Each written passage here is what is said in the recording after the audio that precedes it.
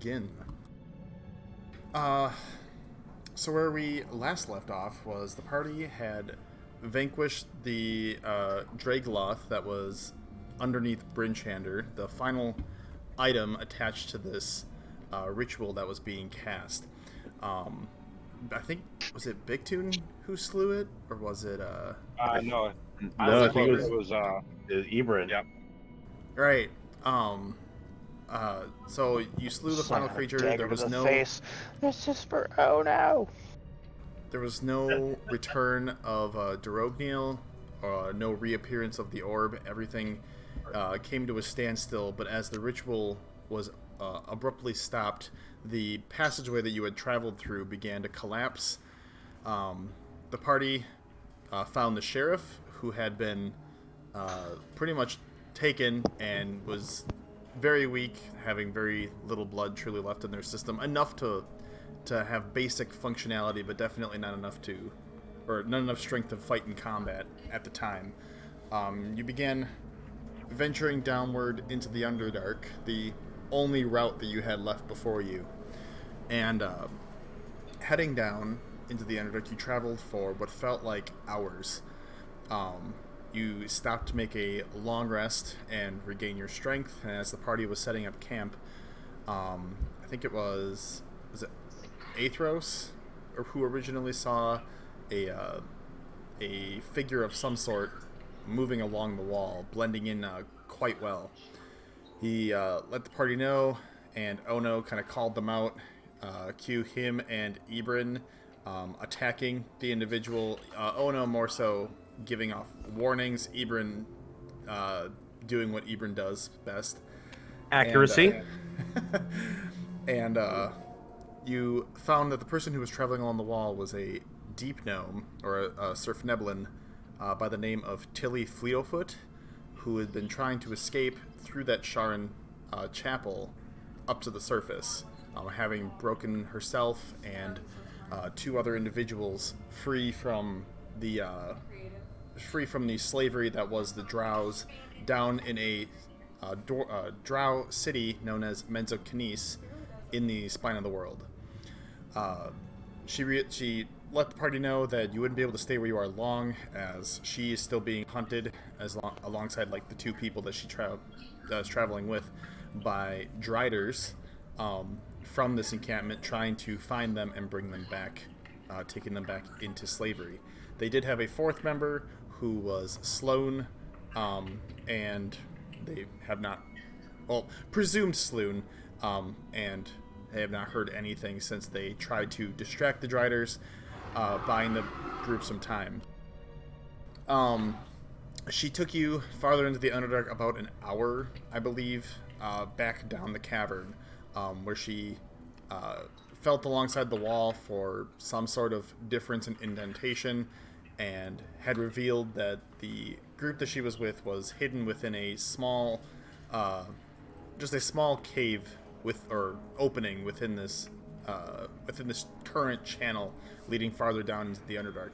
One side being coated with your standard cliff cave-side wall, the other being a large drop, a large opening. What kept this opening concealed was a large clockwork-like soldier with two large shields on its arms that seemed to project an illusion magic based off of the command that it was given. And then upon letting you inside, it went back to its position. The party spent the evening, took a long rest. The sheriff especially gaining a lot of benefit out of this, regaining the vast majority of his strength back after eating some food, beverage, etc. And the Surf Neblin, those being Tilly, Quill, and Zabane, Fleetofoot, had begun plotting out exactly where they were and what the remaining routes were to the surface. Cue the party waking up and coming to the conclusion that there's really only two routes that you can go, those being to Sunblight Fortress, a bit closer of a walk, about a day and a half versus 2 days to the city of Menzocanis. neither of them would be favorable, as the Duragar, which control the Sunblight Fortress, the Deep Dwarves, for those of you who don't know what Duragar mean, they are not exactly on the greatest of terms with the Fleetofoot clan of Gnomes, and Menzocanis is the group that has enslaved the Fleetofoot clan and is currently having them work for whatever purposes the Drow have for them. She explained that for Sunblight Fortress, they would have a direct passageway, if her information is accurate, to the surface from their forge down in the bottom of Sunblight Fortress. And Menzocanis, her ideal plan was to sneak in, steal one of the staves that many of the house captains have been known to use to move about the Underdark quickly, and try to teleport the party to the surface if given the chance. Party, I believe, flipped a coin Ibrin had in his pocket, and the answer came going to Sunblight Fortress, so the party was about ready to set out at that point, making their way towards said dwarven, large underground / surface level dwarven castle. I think that's about where we're at, as the party was getting ready to set out from this small opening in the cliff, the cave side. Did I miss anything? No, sir. I think you were good. I'm sorry, my dog was attacking me and I had to mute. We chose Sunblight Fortress because of the. You said, what was the alternative to the Menzocanis? So it was Menzocanis, which was using stealing one of their staves that allowed them to move quite quickly underneath the Underdark, to essentially try to teleport yourselves using one of their charges to the surface, or Sunblight, which has a direct entrance if her information is correct. That would take it's usually used to take minerals and supplies and stuff from the surface down below, but you could easily commandeer it, or try to commandeer it. I say easily.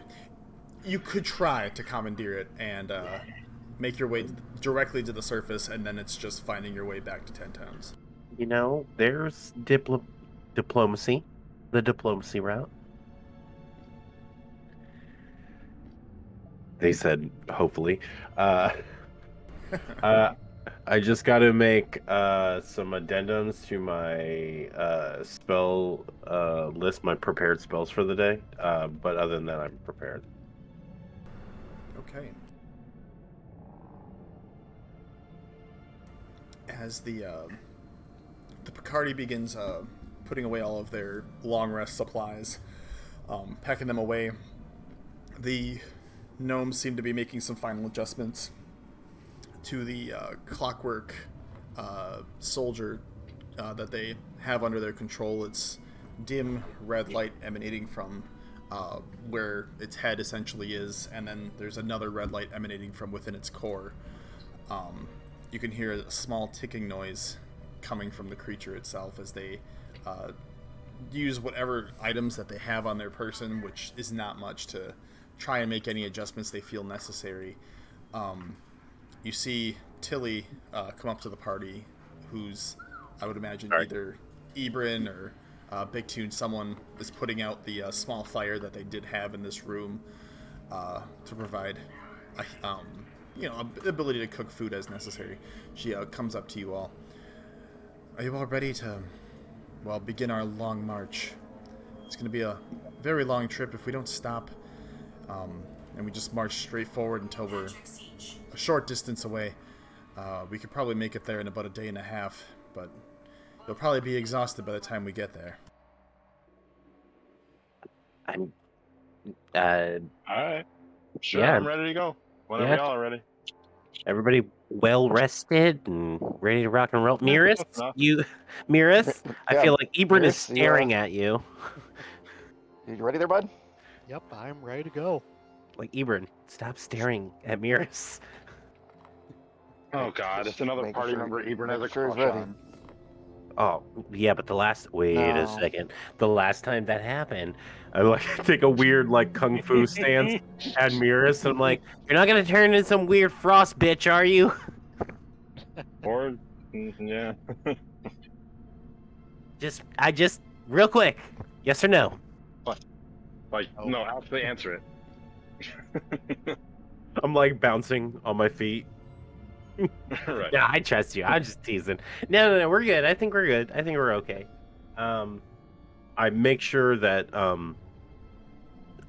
like at least uh Tilly, Quill, and Zabane have like rations on their person just in case. And not only rations, but like uh if you'll let me, I'll make a quick tinker check, no worries. But with like what leather I have and what wax or like fatty stuff I have, I want to just real quick just make like 3 very simple small water skeins so that they have like water for themselves. Yeah, I would say make a make a check with your tinker tools. Sick. So, yeah, dang it. Didn't mean to do that. There it is. Hey, Play it. Mirrors, bud, do you think you could make one of those robot things? I don't think I could. Why won't it roll? I don't know why it won't roll. Interesting. Uh-oh. It should. I was just able to not too long ago. I mean, I can. Give me a second. Hold on. I mean, That was just a test one. you're good. I mean, I think to do it, it's like double my proficiency plus my intelligence modifier or something like that, plus a d20. Oh, it doesn't. I would even like to roll use attached my to it. head. I'm gonna make Like one. when I click on my I'd like to features, use- I used to be able to click the under Tinker. It says standard roll, and it's just showing me the info rather than the option to roll.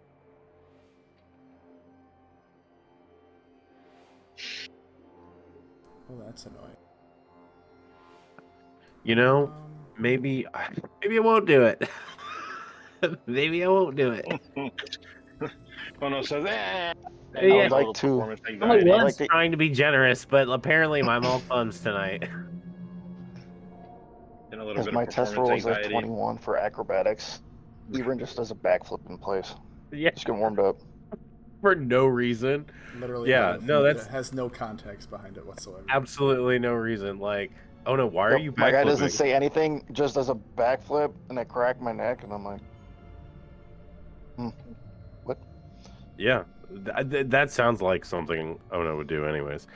So yeah, I think I'm gonna do, if you'll allow me, 1d20 plus double my proficiency, which I think is Yeah, that's fine.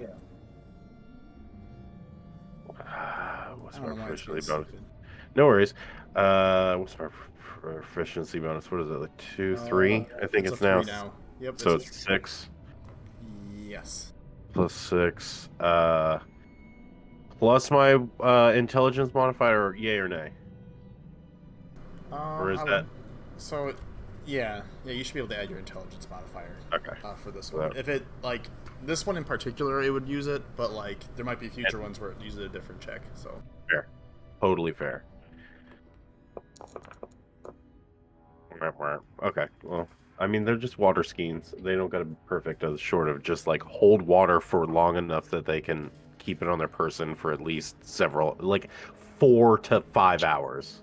right, yeah. As the rest of the party's getting the camp all like finished being torn down, you take a little bit of time and pull out like, your small. I'm gonna call it the portable workbench that you have, and you throw these together using whatever extra supplies you have from like previous monsters that you've slain that you've like taken time to prep some of the materials, and then some of your other pieces in your kit there, and you're able to put together. They're crude, but they're functional. Perfect. 2 water skeins. Perfect. 2 perfectly decent water skeins. Perfect. Cool. And then I take the alchemy jug since it's fresh day. I make sure it's water, and then I fill up the water skeins and make sure everyone has fresh water, at least in everyone's individual water skein in our party. As you are filling the water skeins with the jug, using you have a high enough passive perception. You look over and you see Tilly staring, and then like she looks down at the substance going into the skeins, and you just see this huge sigh of relief as it's not mayonnaise. Yeah, no. He was gonna put mayonnaise. I told him after our first time he probably should change it to water. So I was you're just, welcome. I was thinking like high fatties, acids, but no, not everybody's about that lifestyle. That's cool. Just fresh water is good right now. Yeah, And just keep filling up water bottles. Mirrors is depressed though. He wanted mayo. that's not true. I offered Miris literally a spoonful of mayo, and Miris was like, it like shook his head. So I didn't object. Listen, next time we're in town, this true, I'm Mirrors? just requesting just a little bit of milk out of it, please. It was. Just a day's worth of milk. Okay. All right. Well, I mean, okay. Now, I'm glad that you brought that up because I'm pretty close to a solution to that. I haven't technically mortared and pestled what I have like made available, but that's another night. Sorry, Tilly, we're good to go. Everybody's H2O ready to rock and roll. No mayonnaise. Sorry, Tilly. We're good to go. None taken. All right, boys, let's move on out. And as she says that, you see that the Quill and Zabane actually hop onto the clockwork soldier itself as it breaks the barrier that it once again had formed to seal you guys off, and you see out into that cavern of the Underdark once again. The two of them kind of place their arms and legs in a way that they can hold on tight, and the party and Tilly. If a third gnome jumped on that, would it be wild? Because I want to touch it. I mean, it's not capable of its own thought, for the most part. So you're touching it won't really do much, as long as you don't physically harm one of us. It won't go berserk at you. Ono leaps on like the upper thigh, mid like waist, and just begins to investigate. And just like, I just want to do like maybe like 30 seconds, just real quick. I just want to see how is this cord? How is this powered? Is this like pneumatic? Is this like hydraulic? Is this like arcane? Did you like supplement arcane? All right. Calm down. Wait. Your hands tightening. I feel like Ono's being pulled off by brings Big out a Toad. psionic dagger. Okay, later. Tightening. Calm down. Sorry. Okay, we'll do it later. Sorry. This is like the cool kitty. I want to build one of these. Okay. I just grin. Like I've just gotten approval from literally like everyone. Throughout all Already, that, like I just grin. throughout that chaos, what she says, as long as you don't threaten us, Ibram brings out a psionic dagger. I'm just trying to see if it like jerks. Are you doing anything with your dagger, or are you just have it in your It's presence? just there. I'm trying to see if the robot. I'm trying to see if this thing like picks up on it and like turns its attention to me. So you're not necessarily taking a threatening action. You're just apparating your weapon. Yeah, as the party's like walking Correct. forward, it doesn't seem to react to your dagger at all. There's been no inkling of hostility towards any of the three gnomes that are here. So your dagger, you hold it in your hand and it's very pretty, but it does not seem to trigger anything out of the clockwork soldier. Interesting. You do this, like within eye shot of the rest of the family. Well, as soon as she says like, as long as you don't do anything threatening, I would have did it right there to see if it like jerked toward me. And after it doesn't, my guy would just say, "Huh, interesting." I would have giggled when you did that. I silently raise an eyebrow at you and kind of do the mouth of like, what? All right, nothing. as the party will Testing things out. make some headway down into the Underdark with Tilly leading the group. Who is going to be directly behind Tilly, and who's going to be taking up the rear? I want to be behind Tilly, and I cast guidance on I'll pick her. up the rear. Well, let's have Mirrors take up the rear. No, Miris. I want Miris behind me. Miris, come here. And I grab, like I look at Aethros, and I look at Big Toon, and I'm like, Mirrors, come here. I grab your like I feel like the top of your boot. I feel like you have like knee-high boots. typically Aethros and I are the more like, you know, we watch out for the group in unknown areas. So I feel like we should have his back, or the back. I mean, that's fair. I would say since you are here in person, Big Tune, make a perception check for me. Okay. And since Tilly's leading, I had her make the one for the front with the guidance from, oh no. If Aethros, well, I was gonna say yeah. I'm next Aethros to. would probably guide. If, Yeah. Yeah. So I would say make your perception check with a 1d. Yeah, perception with 1d4 added to it. Sounds good. Well, first you have to roll for an intelligence to see if he picks up on it. As the party continues downward into the Underdark, I would say we're going to separate this into 3 separate checks, as unless the party's going to stop after one full day of marching, it'll be a day and a half's trek on foot, making their way through to Sunblight Fortress. Tilly and Big Tune as, I guess Big Tune I should say, because Tilly's an NPC. As you're venturing downward into this cavern, He's a real person, Dakota. you reach a span of this particular pathway. I'd say after about your first 12 hours of marching, you find yourself at a cross path, a left and a right passageway that seem to have been tunneled out easily hundreds of years ago. The stone itself, while smooth, while sort of like liquidy to the touch from the dripping cold surface from the top precipitating down, the surface is very smooth, but you see that Tilly kind of stops in the middle between these two paths, and for a moment there's a slight hesitation. Big Tune, as you look at the surroundings of these two pathways, you look down at the ground and begin like looking at the cave side once more, and you see that one of these paths is definitely much more traveled than the other, and the two of you kind of come together in a collaborative manner and determine that the instead of taking the left pathway, you end up taking the right pathway, as it seems to be less traveled on foot. You see less obscure like prints in the ground from various creatures. There is a creature type that you do see a footprint for that Big Tune you would recognize as that of a basilisk. Oh boy. But the footprint itself seems to be easily probably 6+ days old.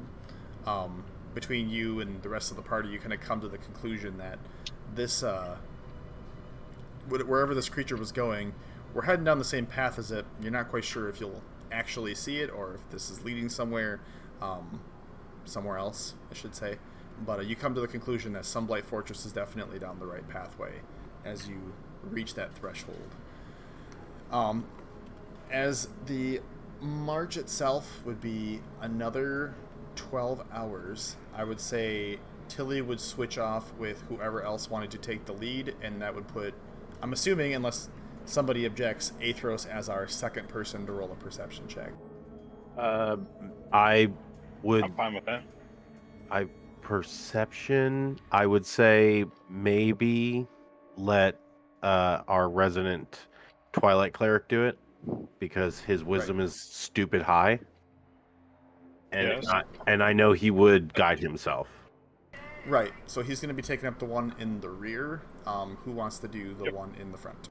I have a decent I have a +5. I don't know what Tilly's is up front, but I can do the one up front.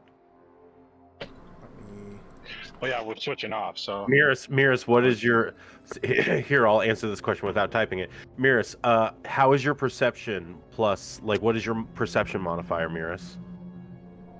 I believe it's only +1. Okay, cool. Then I turn to Tilly and I'm like, hold on, I got this. I look at Tilly. I'm gonna drop a perception check, guide myself real quick. Not good. Not good. It didn't sound good. I'm like trying to present to both Miris and Tilly, like, I got this. I'm totally okay. So Miris, this is how you look around a cavernous area. Man, honestly, I haven't been in the Underdark in a long time. It's been really a long time. Do you braid your hair, Tilly? Is that a traditional braid, or is that just more of the? I'm sorry, I'm getting distracted. What was going on?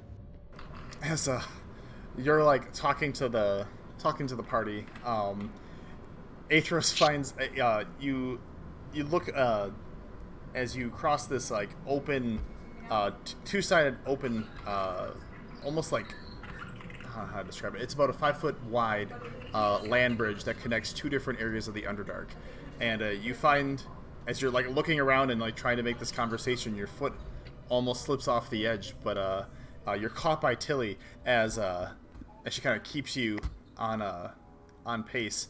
You look around once more, and for a moment your vision is kind of blurred as you're like, recovering from this almost traumatic event, and you see Athros look beyond everyone's vision there with his insane dark vision. Hey guys, there might be something of interest over there.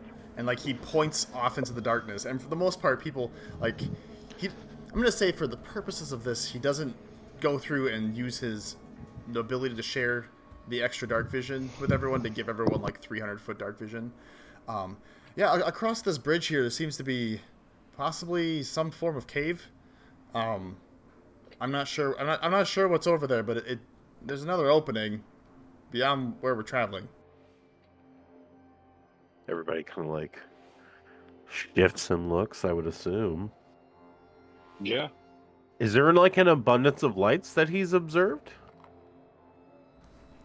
So there's the man. There he is, conveniently right after I spoke for him. As like the party, I would assume, continues across this land bridge, or are we not at this point? 5 feet wide. It's probably about 100 feet across this chasm. Okay. Yeah, I skipped across it. Wait, Athros, stop! Hold on, wait. You've been blindly walking for the past like 5 minutes. Hold on, stop.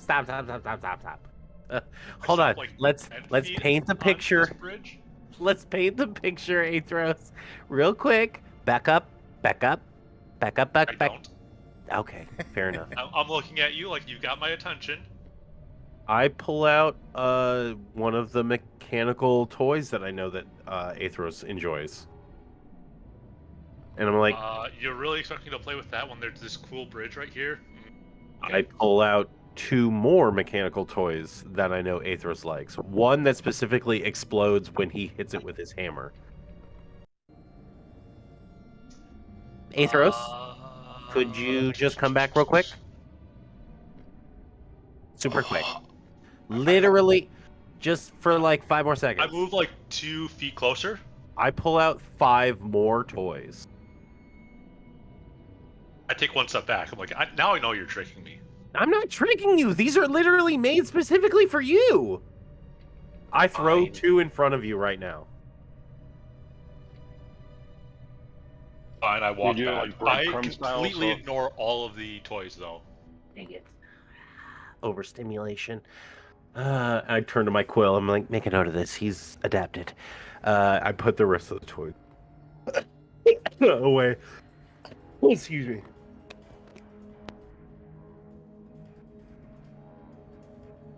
Yeah, I put the toys away. Okay. Fair enough.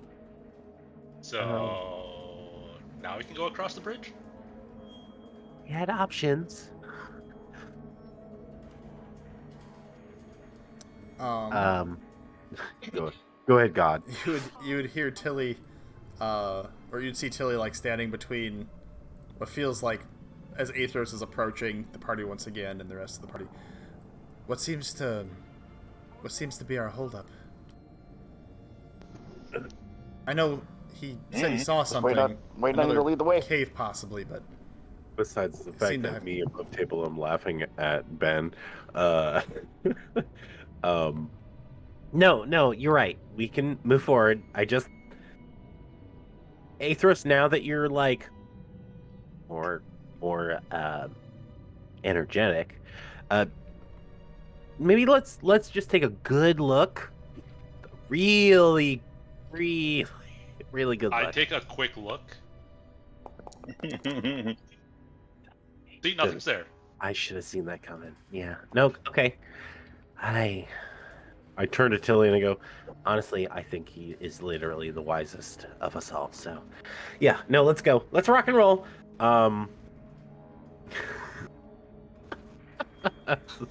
I sense danger. oh, okay. We march forward, and the clockwork soldier, like, once again, kind of like reactivates from its like standstill position and begins taking steps forward with the two gnomes on the side. You just hear like it utter every now and then, like maybe every 5 or so minutes, it'll just utter the word like "proceed" as it just like moves steps forward. I every time it happens, I like wince and grab Miris. I turn around. I don't turn around, but I grab like Miris's like upper knee, like upper like shin. I'm like, oh, that's so cool, man. Sorry.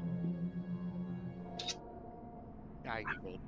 I just want to build. I want to build one of those. They're so cool. They're so freaking cool.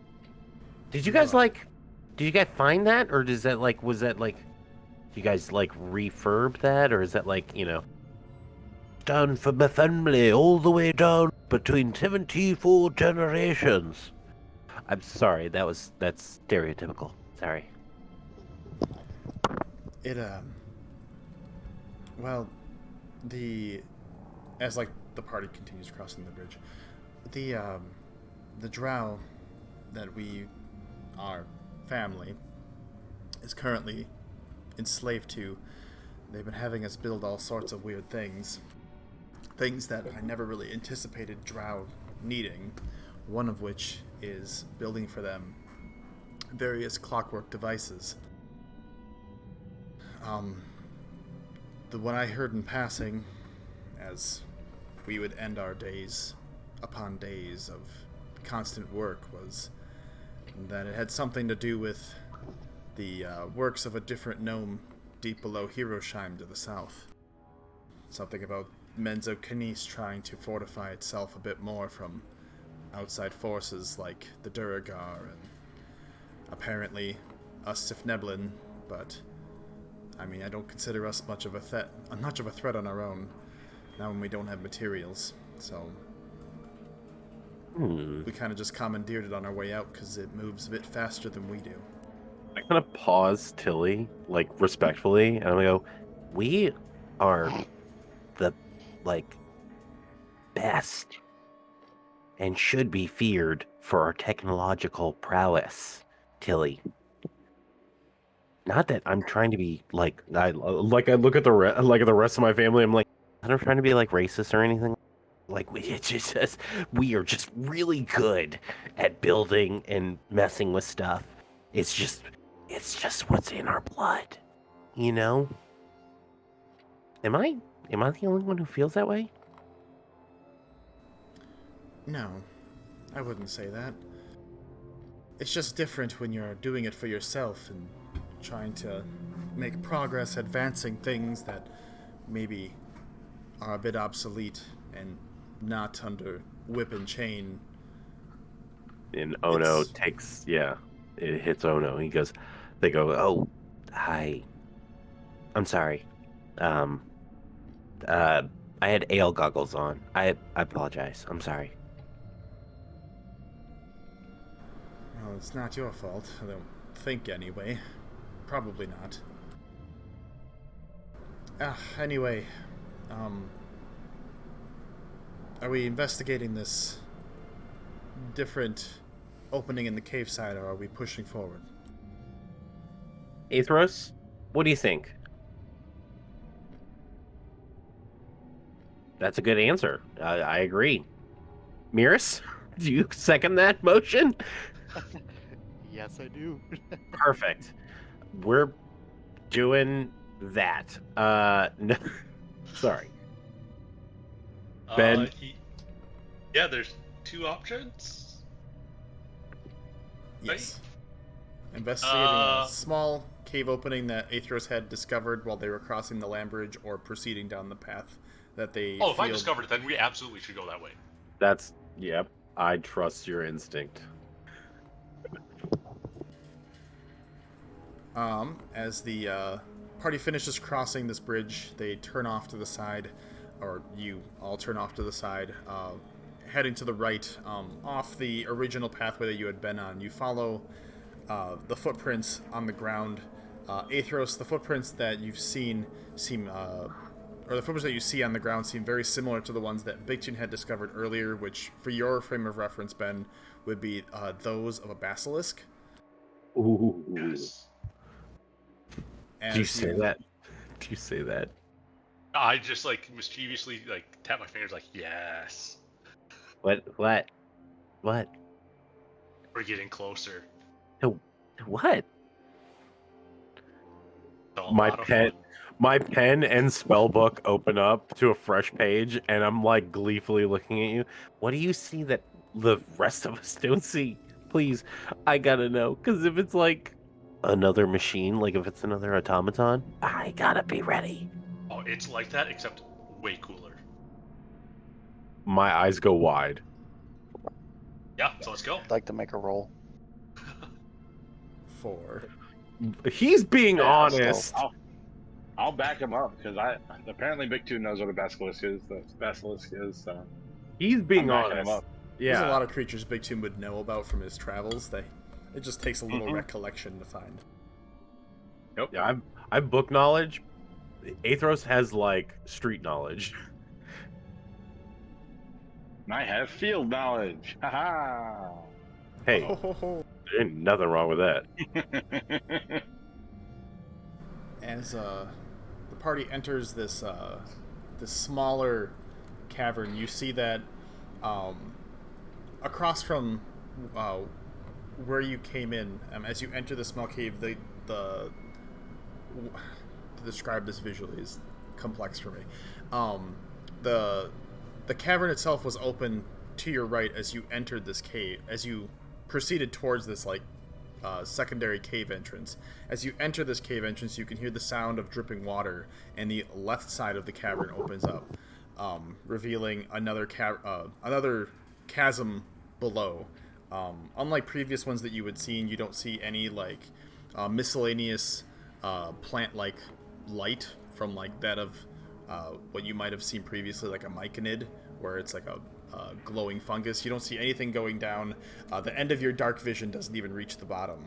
As you continue moving forward, following these footprints deeper and deeper into this cave, the chasm grows wider and wider on that side, to the point where it's almost like those moments where intrusive thoughts kind of take over, and you're like, well, what would happen if I jump? And then you don't ever get close enough to worry about that, but you probably move forward another 2 to 3 minutes into this cave before you start to hear the sounds of something large in the distance. The deep and somewhat almost wounded sounding snarl.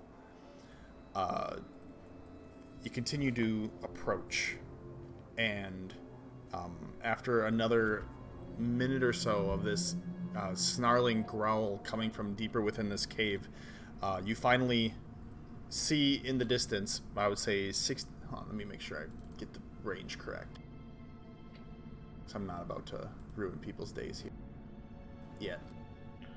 60 plus feet. I was gonna say ruin our days, bro. That's why we're here. No. I don't want to just force you into that situation. That's different. I would say you get to you round a corner in this cave, and about 60 feet out, you see what appears to be What you would recognize, Bictune and Aethros, and honestly, probably the vast majority of this party, as a basilisk.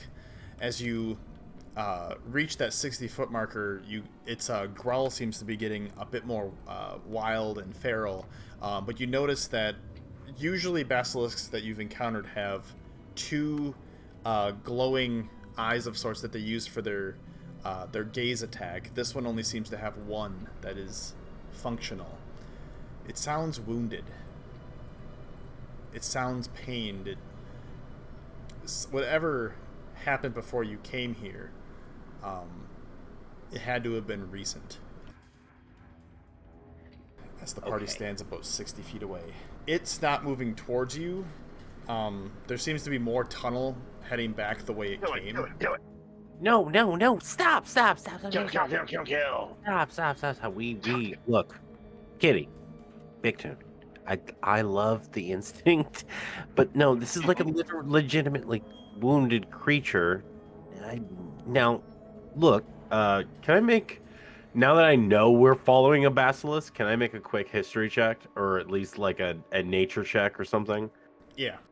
Okay. Either or. I just gonna do history. Why? What with the thing? There. Let's go. And what are you looking to proceed? I just turn to Kitty and I go, look, Kitty, these are like not like evil creatures. They're not like holy creatures. You know, it's missing an eye, so the likelihood it can do its petrifying gaze on us is, you know, a 50-50 chance. You know what I mean? The same thing with its bite. He's probably going to bite. It's probably going to bite us at a disadvantage. So in the worst case scenario, again, it doesn't look that large. I mean, it's a medium-sized creature. I'm sorry, I'm literally reading that block for a basilisk. Yeah, that's fair. It's all the easier to kill. No, wait. In all honesty, I'm listening. You make a lot of good points. This is a counterpoint. Okay. Think about what you could do with its other eye. You're Think about all the cool stuff you could build with it. okay. I'm not. Are you gonna get another chance like this ever again? Okay, I'm not going to argue with you. I'm not going to argue with you. And I look at Ebrin when I say this, but how cool would it be for us to at least kind of utilize a basilisk for a short period of time, and maybe kind of domesticate a wounded basilisk, or at least rehabilitate it enough for it to kind of trust us to aid us for just a short time. In all honesty, come on, like how amazing would that be? Petrifies us? Well, no, I mean, like, okay, Miris, how cool would it be for the group you just joined to be like, oh, our moniker, the Broken, we are tamers of basilisks. Like, how crazy cool would that be to walk into a tavern and have, like, a bar, other than Arini, because it seems like self-promotion, but Arini has amazing tales. But you know what I mean? Like, how cool would that be for us to be, like, kind of say that? Is that weird? Am I the only one who's thinking that? That's not weird. I was kind of thinking the same thing. See, Miris is on board. But what if we were killers of basilisk? Okay, that's true, but who isn't? Who isn't like a killer of a basilisk, right? Us right now. Yeah. All right. Yeah, actually, last I checked, I haven't killed a basilisk. Legitimately. Also, we might be remembered as the Broken statues, because we're gonna get petrified if we try to tame this thing. It's not gonna I feel like, hold on now, because it's missing one eye. Can I gender this creature? Because I did roll an at 20. Can I gender this? Is it a male or female? It is a male. Okay. He probably, while aggressive, is at a 50-50 shot at petrifying us, because it is missing its eye. And if we're legitimately thinking about, like, it being able to petrify us, let's say, you know, within 30 feet of us, kind of being within its range of, like, petrifying us and being able to get into I say it's halved. It's halved. Let's say it's halved, and it can't really necessarily petrify us. And let's say And it we can't could really. zero that. Ebron, all Ebron has to do is just go, and I make like a bow motion, Okay. and shoot out the other eye, and then easy peasy lemon patootie. But then we Okay. can't use the eye as Ow. like a magic item thingy. You know, Gnomish. Good for you, kitty. Okay, Miris, I feel like you're the voice of reason here. I smile at Ebron. Do you want to roll this thing, or do you want to kind of like tame this thing? What do you think? Don't influence him. I really want to tame this thing. Yo, I can't hear you. Wait, what? I said I really want to tame this thing. Oh. Ebron, what do you think? You see the psionic daggers disappear from Eram's hand, and he stands behind on the shoulder. I want another pet. Oh, come on, Athros, come on, Big Tune. We could actually do this. Like, think about this. How crazy cool would it be for us to kind of like walk up to Sunblight Fortress with a basilisk in tow? Meh. What? I'm not Can in- I do, like, I'm a not much handle in animal check to see like what the likelihood of that even is, like taming a basilisk? What were you suggesting for a roll? Animal handling. Ooh. Yeah, I'd say go for it. Okay, I'm gonna give myself guidance. Could I make one as well? Could I argue? I was but gonna argue. Damn, I was gonna argue. Could I give? Could I make my a argument roll? at least give him advantage? I was gonna say, could I get advantage regardless? Because I already have advantage with handling the polar bears. Basilisk are the same thing. Yeah, they're not quite the same thing. I wouldn't say giving. Not. It wouldn't give automatic advantage from that, but I will give you advantage because you have read the general like domesticated beasts guide of the north that you Boom. had previously. Just So giving they're a general gonna really overview. Oh my God! Ebron pulls out a fucking snack pack. Come here, boy. Athros, it's hard for you to get a read on how easy it would be to domesticate this one at least this one in particular, given that it's already been injured, and we haven't investigated because we're not close enough what those injuries might be. Ebron, you feel that while taming basilisks is possible, the long-term ability to maintain that maintain its domesticated nature is yet to really be determined. There are some cultures in the Underdark that seem to utilize basilisks, but they don't seem to be as like a pet here and there format. It seems to be more of a utilitarian Underdark beasts that they end up finding. But you feel that it would be possible for a short-term tame. The length of that would be indecipherable at this time. Super quick. Yeah. With my nat 20, just So- the last thing I asked from it, does this monstrosity look like the runt of the litter? No, it's a decent, like, for a male, it's pretty big. Cool. Okay, cool. You know that from basilisk culture that females are usually, they usually dwarf the males in size.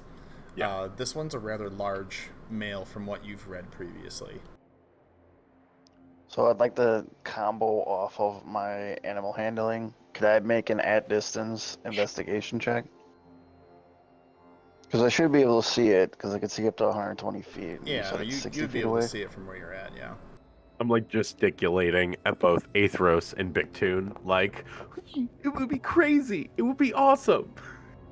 And your investigation check I'm was... interested in that. Like, what the injuries are to extent, if we were to try to tame it, what is our best course of action to go from there? From Really this short distance, there's a bit that you can see. One of the big things that you see is that there seems like it's bleeding out its side, some form of bite wound. You also see large marks that appear to be from that of like a longsword, like gash marks along its side. You're like, types of longswords, it's hard to distinguish. You wouldn't be able to differentiate what that might be, but it's been cut by something in a way that it's definitely not an animal's claw. It seems to be something made of metal that's meant to pierce flesh, as well as being bit. Sorry, does he at least denote whether or not it would be humane to fell this creature rather than let it suffer with his role? Because that's a game changer. You just described a poor injured creature. That would be something I would look for as well, though. Overall, it seems to be overall health. I would say it still seems quite capable and quite strong, but it, I don't know. It would come down to a person's preference. You give it like a 50-50 shot. Yeah. Okay. I give you a straight look, Ebron. I'm like, what do you think? Honestly. Short term, there's a possibility of taming it. Athros might be able to heal the creature, but at the same time, we could just kind of put it out of its misery. The fact that it already has a longsword slash kind of makes me think that, somebody else might be nearby as well. Hey, Tilly, you guys want to chime up at all, since you're kind of leading this adventure? I mean, truthfully, I prefer it dead. It's one less liability. Right. I'm gonna give the robot a tap on the back. Go kill it. Whoa! That's rude. Don't ask just the automaton to jump into it. Like, literally, Athros is foaming at the... Wipe your cheek, Athros. He's ready to go. I am... Well, no, the automaton can do it, and Tilly and the other two can go do it. I look at both... I start moving towards it. No, I was going to say, I look at both you and Athros, and I go, fair. I put my hands up in like I accept the answer, and I go, I back you up 100%. I would like Miris and Ono and Athros to make a perception check for me. I would absolutely love to. I'm going to guide myself, just in case. Yeah. Let's go.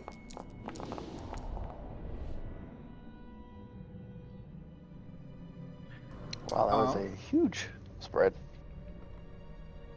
As the party's getting ready to move up and attack this, or whatever, humanely put down this basilisk, You're right. You, Ono and Athros, you hear what sounds like a stone falling from across this cave. As you look around, initially you don't see anything, but you look up in the air and you see a spider-like creature crawling amidst the top of the ceiling, and it jumps and falls down to the ground behind the party. The image of this creature is that of a spider torso with the upper body of a drow, and it looks amidst the party as it takes in the people who are here, locking eyes with it'd be Ono and Athros, but looking down it sees the image of Tilly and gets ready to attack. I'm going to move us to our screen. Kill. Wait, do I have enough time to at least bonus action something? Because I got a nat 20, please, God. Yeah, I'll allow you to. Oh, God. Okay, I bonus action Dragon's Breath. Do I have time to cast something? What was that, Athros? Oh, that was John. Oh, that sorry. was actually... I keep saying... Sorry. Do I have time to cast something? You were not one of them who saw the creature coming, so I'm going to say no. Oh no, I would allow.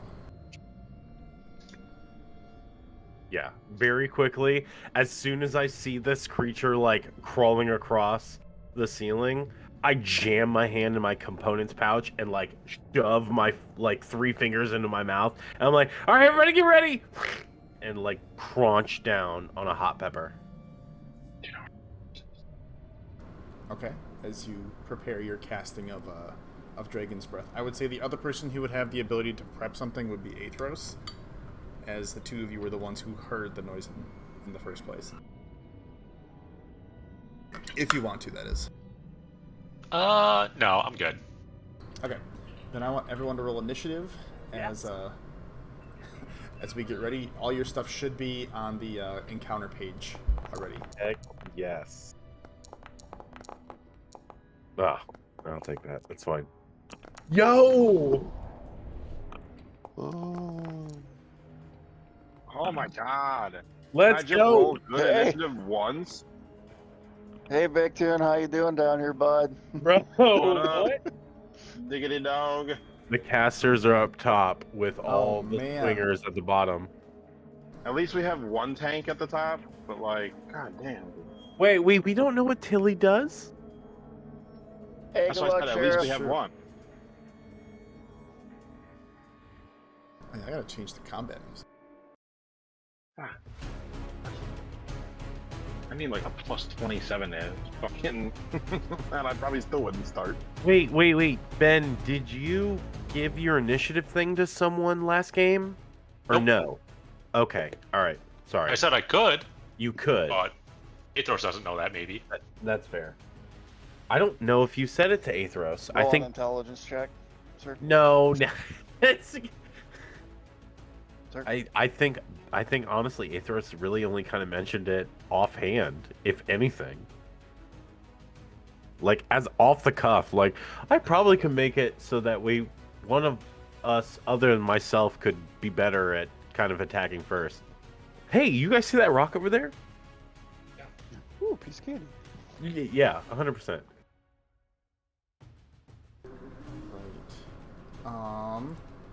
Tilly is first. Jesus, my dog keeps licking my foot. That, Gonna move over here. Not what I was trying to do. I forgot she's only mirrored.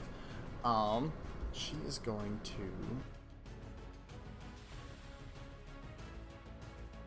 She's going to cast Bless. oh shit. Go ahead, Tilly. It'll be. Let's do. Ebrin, Big Tune, and she'll also give it to the Clockwork Automaton. What am I getting? It'll be the 1d4 for all your attacks Oh, okay. and saving throws. No, attacks and saving throws. Okay. Sorry, Is I'm that just looking for for a something. minute? right Is now. that for one round? You're good, Dad. Do your dad thing. It's 1 minute. Sadly, it's just a mouse. Weird. Not like a living mouse, Oh, right on. like a computer mouse. That's fair. There's a trackpad on this laptop. Shit. Whatever. You're not stunned. I just don't have a blessed icon, just so I can distinguish you guys. That's fair. All right. Yeah. So you get a 1d4, and does she have anything she can do for a bonus action? She does not. So she's going to. She's going to take 2 more steps back towards the basilisk from the Drider. And that'll be Tilly's turn. Nice. Okay. That brings us to Ono. Oh yes.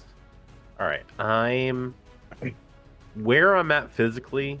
Is that like I have to step up onto a higher partition or a lower partition of ground? The height difference is negligible. It wouldn't cost you extra movement, but yes, you'd be Okay. elevated up in the air. Okay. Okay.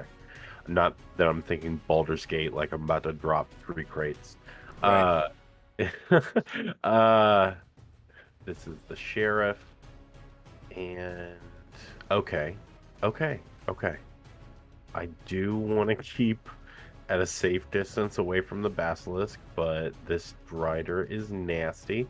So, I'm going to move next to Miras, definitely.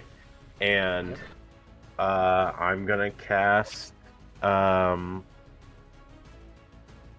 yeah, I'm just gonna cast, sorry. Whoops. Forgot to target.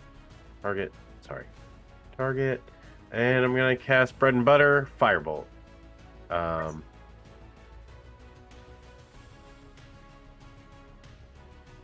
It just asks me to do damage, not the actual roll. Come on, Foundry. That's so weird. And you Nice, targeted auto the hit. you targeted Yes. the creature. I do believe, let me double check, make sure I am targeted. I should have the target feature. Firebolt. Yeah, it's just giving me the option to damage. You must roll an attack. Well, you didn't give me the option, bud. So I'm just gonna roll a d20. Yeah. I can't remember if I like thinking about it in the heat of the moment. I'm just gonna roll a d20. Cool. It's proficiency and modifier. Yeah, I know. My proficiency is +2. My modifier is +3, I think. Your proficiency Four. should be +3. Yeah, should you're be right. I'm 23. sorry. Oh, Yep. Yeah. underneath your firebolt, hit the. Does it give you the option to hit? Like you should have standard roll, attack, damage, and info. No, it just literally says damage. Every So time I put it annoying. on the screen, it says damage. That's annoying because I Yo, have my- attack, my- damage, and info. Yeah, my whole spell book is jacked tonight. I think my whole character sheet might be jacked, Dakota. I'm willing to do 16 plus. It's like 4 plus 3. Yeah, I think so. Yeah, that'll Yeah, hit. for proficiency. Okay. So I will just let the damage. God, come on, bro. Come on. God I'm damn it. sorry. You're good. It's I feel like I'm just gonna walk up and smack him with a shillelagh. It's 2d10, so Right.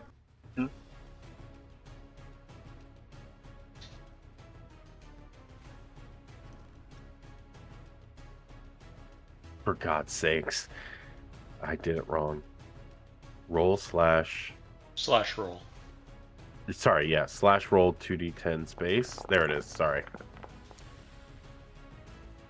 There we go. I apologize, guys. I'm gonna make a quick macro just in case for the game. Okay, for Yeah, it's weird. 15 damage. Didn't even use mine, technically, but.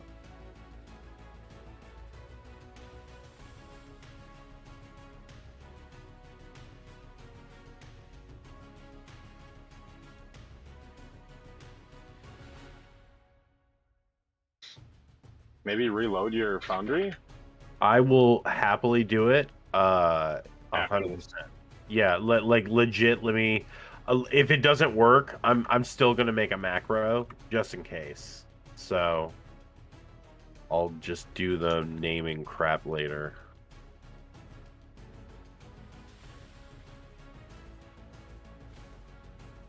Because if at least my bread and butter doesn't work, like I'll make it work. Whatever. But yeah, I'll go ahead and I'm gonna.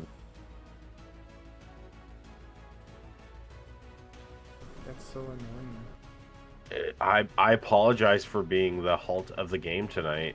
No, it's not your fault. I'm just wondering if everybody else is gonna have that same issue. Because yeah, it's like I have the ability to do your standard roll, attack, Yeah. damage, and info, and if you only have like standard roll and damage, that kind of negates half of what you can do on your own. Give me 1 second. I'm just gonna you can delete it after this. I'm gonna fake target the drider.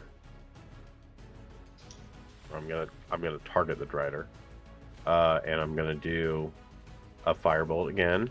No, it won't let me do it. It still says damage rather than all I'd say my other So, log shit. like, log back So in. when you I'll do a screenshot. Give me a second. yeah, like click on Firebolt and then open up like the so you can see like you hurl a mode of fire. It doesn't give you the ability to like choose attack damage and whatever. 100%. Give me 1 second. I'm going to show you in chat. I'm going to snip it. Okay.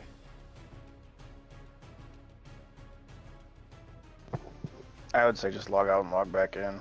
I mean, I'm literally gonna. I'll do that. Save as on my desktop. Save real quick, and kill that.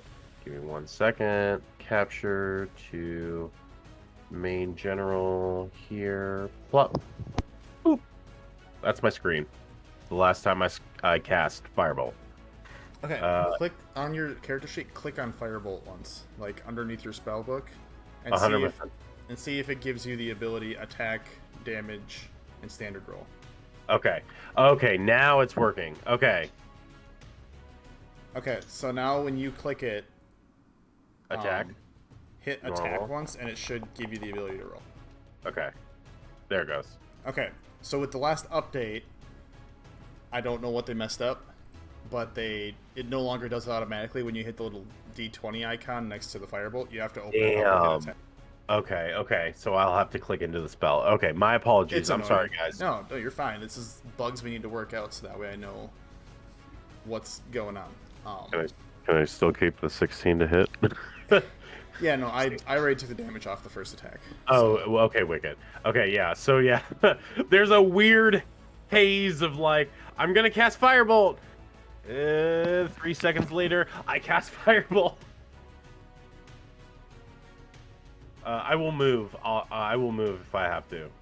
If that's not within my range, but I think it's within my range. Yeah, Firebolt's 120 feet for range, I believe. Yeah, 100%. Yeah. So yeah, I Firebolt, cast that, drop it, hit it. Look at Miras.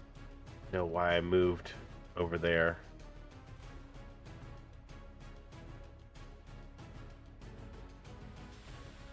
I wanted to be next to Miras. Yeah, and just make sure the chili pepper's deep in my cheek and take a deep breath, and I'm like, it's gonna get hot, and that's my turn. Except he audibly sounds like it's gonna be hot. Just Yeah, like, yeah, because it's spicy. There's definitely smoke coming out, and my eyes are watering. All right, that'll bring us to Athros. Okay, so I don't know if it matters, but like for my dark vision, I can see out to 300 feet. Is there anything outside of our range that realistically I should be able to see, or? So you see, are you like towards the basilisk or towards the Drider, or both? In all directions. I'm guessing like since it's only showing me 60 feet, does it really make a difference if I can see the full 300? Oh yeah, your vision is 300. Oh, every time I do your token, it always reverts back. Okay. So you see more. Yeah, you have the entire map. Yeah. There's the Drider is back the passageway that you came from, and then there is more passage farther down, beyond the basilisk. But it looks like the passageway comes to an end. Okay. Not that much farther, as if it's. So it's not like there's other guys around him or guys behind. Right. You don't see any other guys around. You look up on the ceiling, and you don't see any other Drider or spider-like creatures lurking on the ceiling itself. It appears that it is just the Drider and the basilisk with you in this room. So then I'll use Sacred Flame on the Drider. Okay. Go for it. So it should make a save. Yo. Ooh, Drider does fail. Yo. For 10 damage as you pull down this like pillar of radiant light onto the Drider itself. It's briefly coated in a radiant shimmering flame. That's it. Okay. That brings us to the Drider itself.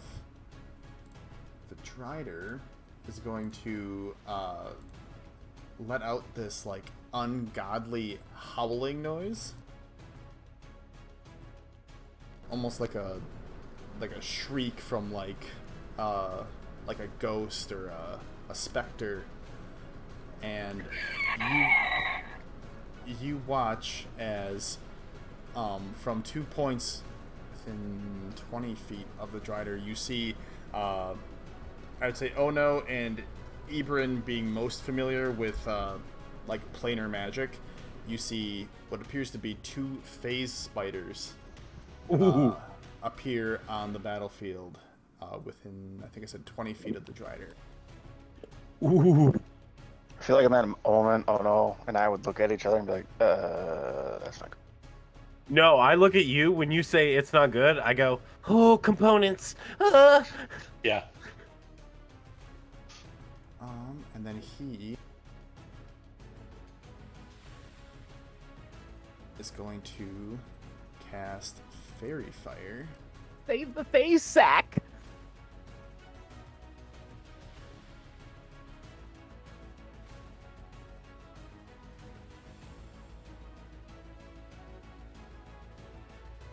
God, they're huge. I forgot how he. Damn. Am I making this save too? Everybody is, right? Why is it private, bro? I gotta know if I succeeded. I'll make it public. Oh.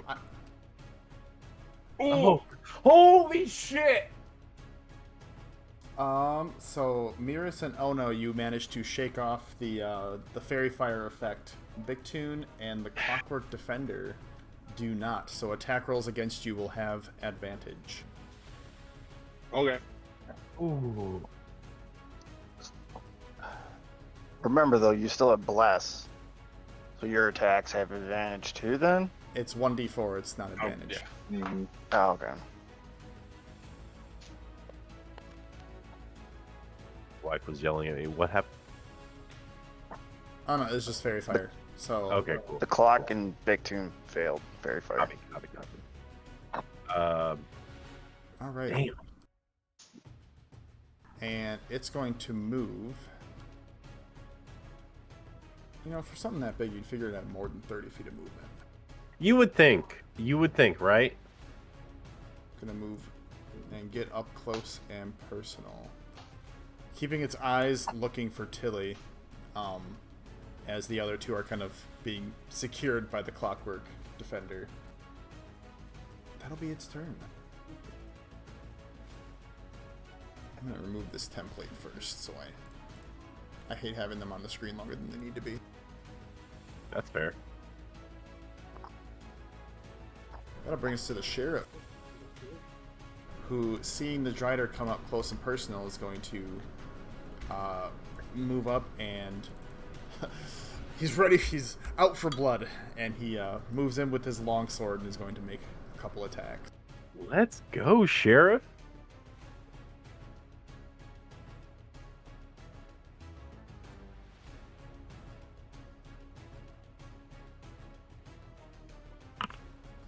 His first attack, as he goes in for a swing, the Drider, who is also carrying a longsword, kind of parries it out of the way. But the Sheriff is ready, and he makes a second attack. And then once again, it gets parried out of the way, and you kind of hear him groan just out of irritation. But he actively engages the creature. That'll bring us to Miris. Alright. I got your back. I think I'll move up to it, Okay. and then I think I'll try to use Chill Touch. Okay. Go. For your own reference, Chill Touch is a ranged cantrip, so you wouldn't need to move up to it to use it. And casting it within 5 feet of the creature or within 5 feet of a creature will have disadvantage on the attack. So you might actually be better if you stay that 5 feet away. Okay. Or green flame bladed up, dude. Yeah, I could do that too. Hex. Don't forget your hex. Oh yeah.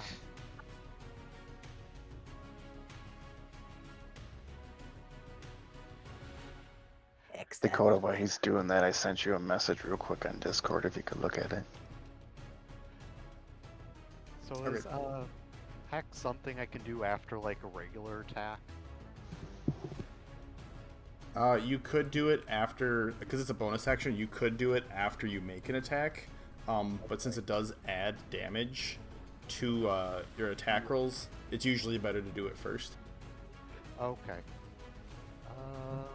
I think what I'll do instead is I'll just move back one space compared to where I was before. And then, yeah, I think I'll just cast Hex. Yeah. Okay. Alright, it is Hex.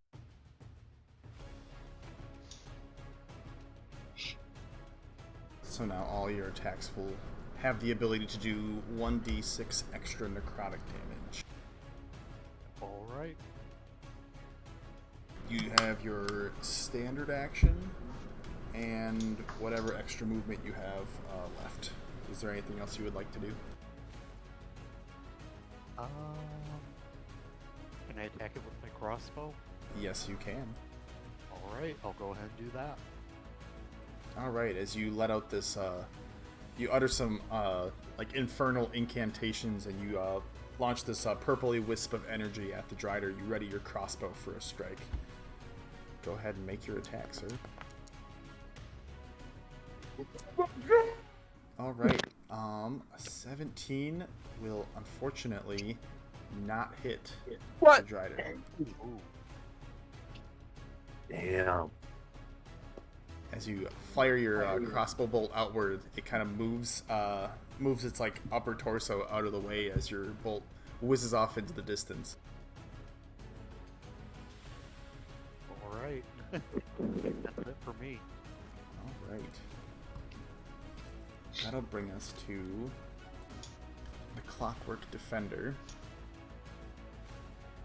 who is going to move up and make a couple attacks against the Drider as it runs up with its shielded arm.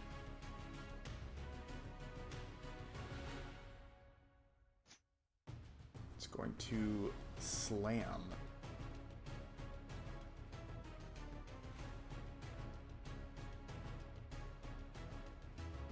Alright, that's going to hit as it kind of like smashes its large, like, stone-covered arm against the creature. The Drider kind of reels back. It has to, okay, it had to make a con save. It succeeded. It's going to make one more attack.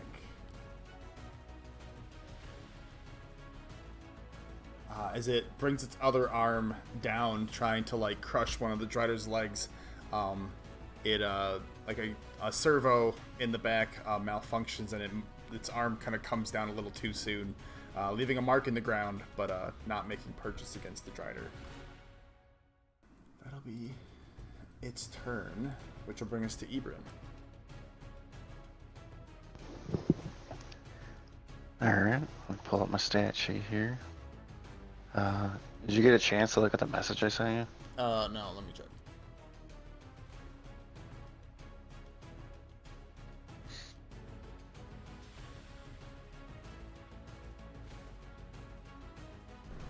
I would say not at this point. It'll take a bit of finagling to make that happen. Okay. I am going to quickly, I'm going to measure 20 feet. I'm going to just take a couple steps. Target the Drider. I'll make a attack with my blades here. So I get a situational bonus of a 1d4. And this is just a normal roll. This doesn't have advantage, correct? Against the Drider? Correct. Because I mean, the sheriff would be flanking, the automaton's there, so I get sneak attack. I just don't know. I don't get any advantage for that, correct? For the attack roll? Or do I? It should No, be. wouldn't it? Isn't. No, please. I insist. Oh, I was gonna say, isn't having allies next to him, isn't that advantageous as is? Which is what gives the sneak attack. So the sneak attack, I mean, it has a couple different conditions that are met. But yeah, for the rogues, yeah, no, it should be a advantage attack. Yeah, because more than 3 of us allied members of his party are like on top of this thing. Right, and we've been playing at rogues that way anyway. I realized that I think I've been actually playing sneak attack technically wrong, that it doesn't automatically give advantage. He just doesn't need advantage to get sneak attack. But I also feel that the amount of times it's come useful versus unuseful, it's kind of balanced out, so I really don't care. I feel like it makes sense. That's fair. He has enough That's fair. allies here to distract it. He's going for a precise part of the Drider's body. That 19 will hit. Hell yeah, dude. That damage. Uh-oh. Uh-oh is usually not a good thing. What did you... Do you have an accident? It happens to everyone. It's okay. No, It's okay, bud. I'm on body. He accidentally targeted himself. 3d6 normal. Alright, for 16 psychic damage. Then I will do another attack here as a bonus action. With it being a bonus action, do I still get the D4 or just advantage? Because I have the bless feature. It's an attack roll, so it still gets the D4.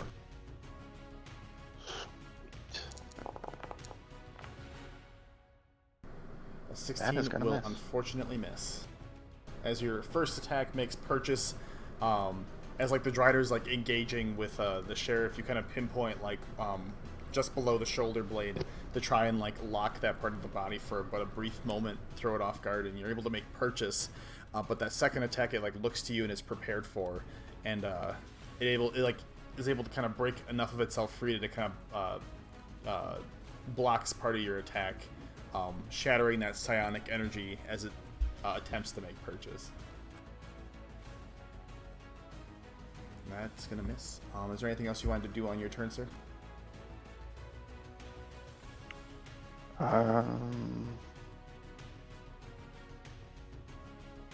Let me just double check real quick.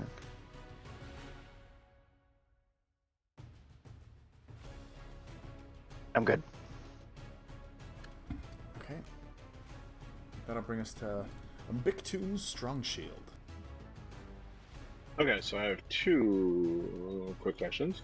Yeah. One is the map here. Is this like an actual wall that like is next to me here? Like in an immediate vicinity of you, or like on the edge of the map itself? Like It's an like elevated here, is that, surface. okay, like how elevated? First one. I would say maybe like 2-3 feet. It's enough where like Ono wouldn't have okay. a crazy amount of difficulty climbing up it. So it won't cost you extra movement. Gotcha. Okay, and then 2. With that being said, do I get any sort of advantages if I flank this thing? Like if I can move my way all the way through over to here? If you get behind it, because there is at least one creature, well, because of how the creatures, like, the line of sight is drawn amongst these creatures, you would have advantage on your attack rolls if you got behind it. Okay, and that's specifically just for behind, not next to, right? You could do next to as well. As long as, like, you're able to draw a line through the creature to one of your allies, you would be able to get flanking. So, like, the sheriff and the clockwork soldier they're not considered flanking right now. But if you were anywhere on the other side, you would be able to draw a line to either of them, and it would count as getting flanking. Okay. Alright. Well, I'll then move to...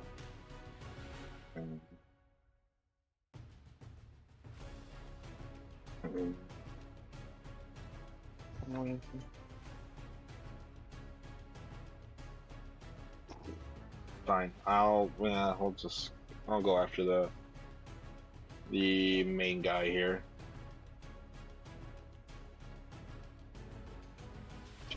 Okay. Next.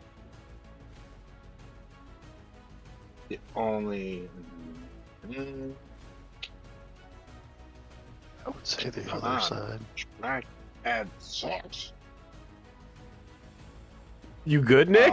You good, bro? Dude, this trackpad on his laptop is ass, dude. Somebody give this man a mouse. Somebody give this man a peripheral. Oh god. You know.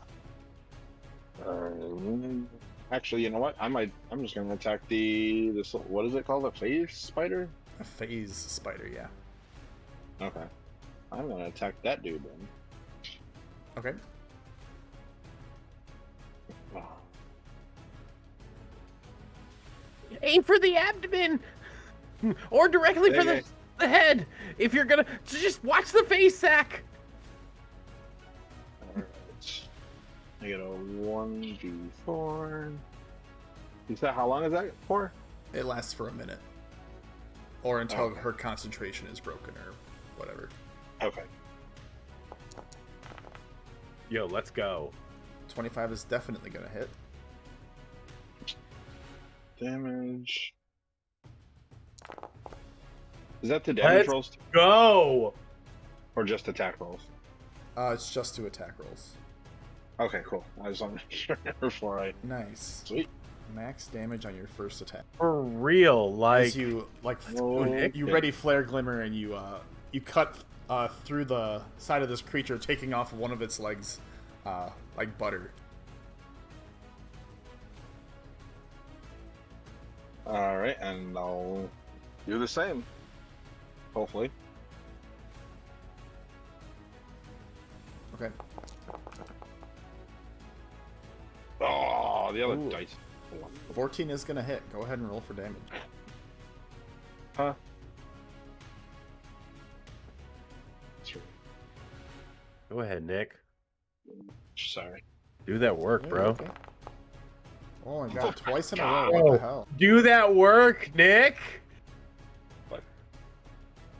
Oh, okay. Hold Nick, on. you just rocked out top damage. Yeah, how's it looking? How's it going right as now, you like bro? cut off one of its like fangs and nick another leg, it's looking, it's not on death's door, but it's definitely a hurting unit. It's definitely below half health,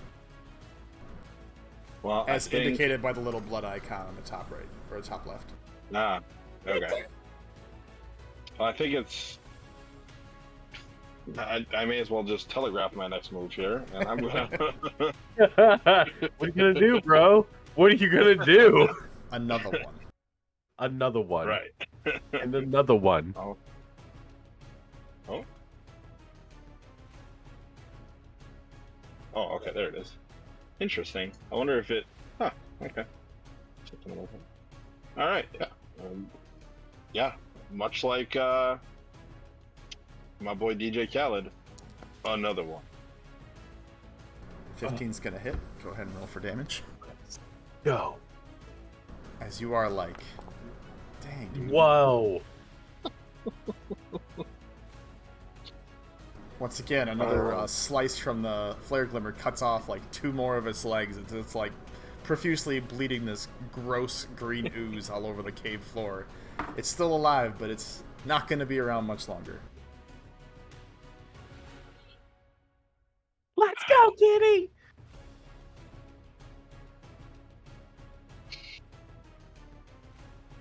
Would you... So, would I have to put away my sword to use my claw attack? So you could put it away, or I would say you could drop your weapon on the ground if you wanted to go in with your claws. Nah, I was going to use something I hadn't used yet. That, but not worth. So, you know what? Much like a windmill, continue swinging. Oh no, thinks to himself about a pauldron holder. Damn. Oh, hang on.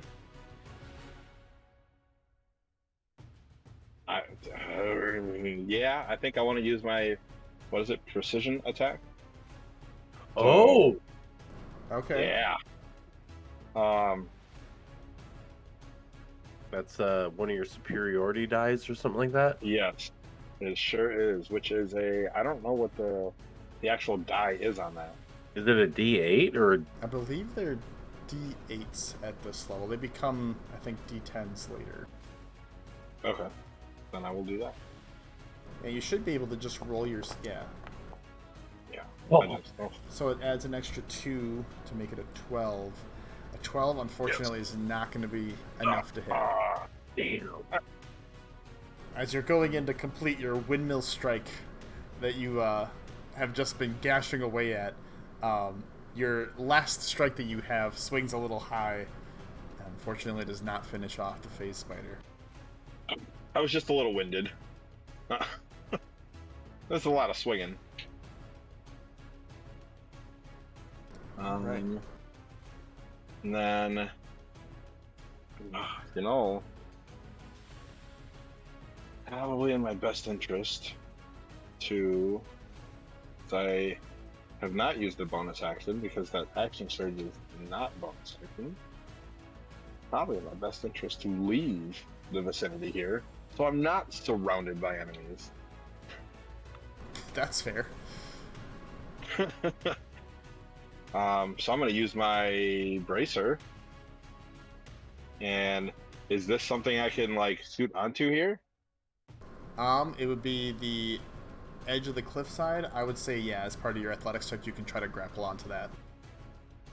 Oh, that's going down. Okay. Yeah, it'd be going down, so you'd have to like swing it wide and like hope it sticks if you wanted to go there. Get off of here.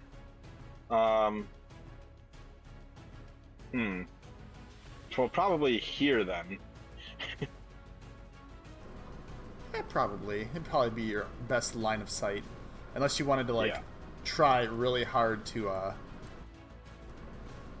mean, you could, like, it's a 30 to 60 foot. You could go all the way out to the boonies if you really wanted. Would be cool. However. Do your thing, Nick. I'm gonna go. Okay, as you ready your shield, flick your wrist, and expend one of the cartridges to launch your shield. Go ahead and make an athletics check for me.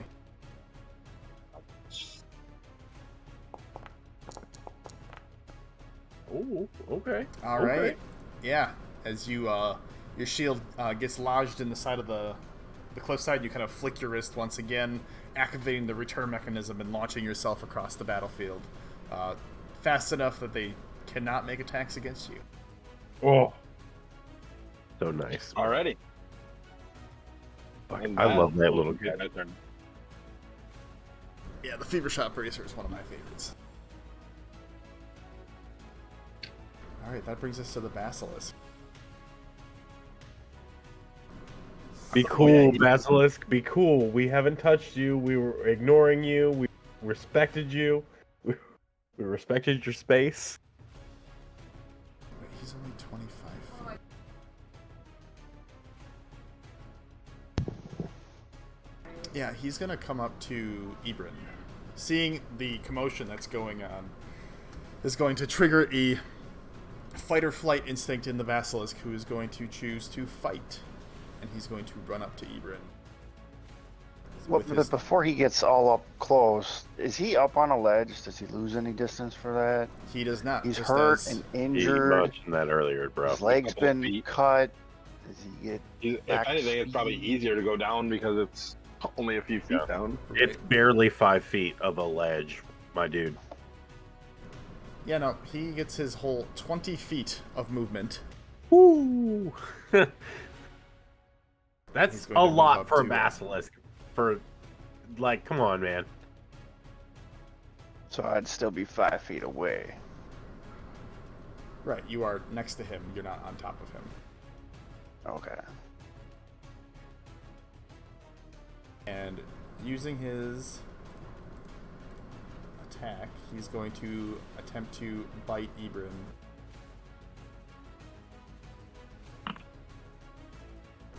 A 13. Something tells me you have more than a 13 for AC.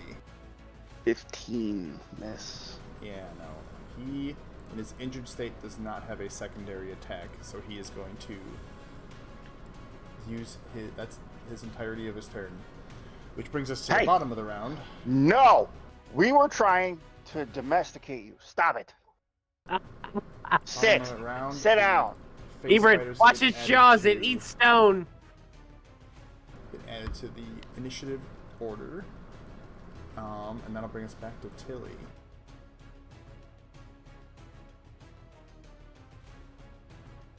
Let's see, what does she got? What did I give her? Oh, I know what I'm going to do. That could be very good or very bad. You just said that, bro. Until he tends to eat herself Oh, into wait, the that also driver, requires dying concentration. dramatically. How dare she have a lot of concentration spells?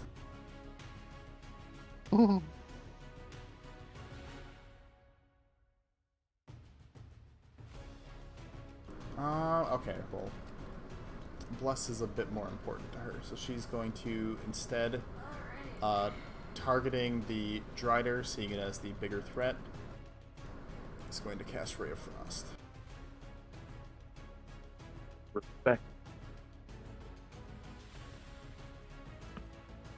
Unfortunately, her blast is wide. She does not have a secondary attack, and that's okay. She will, I think, actually use Misty Step to get up on a ledge.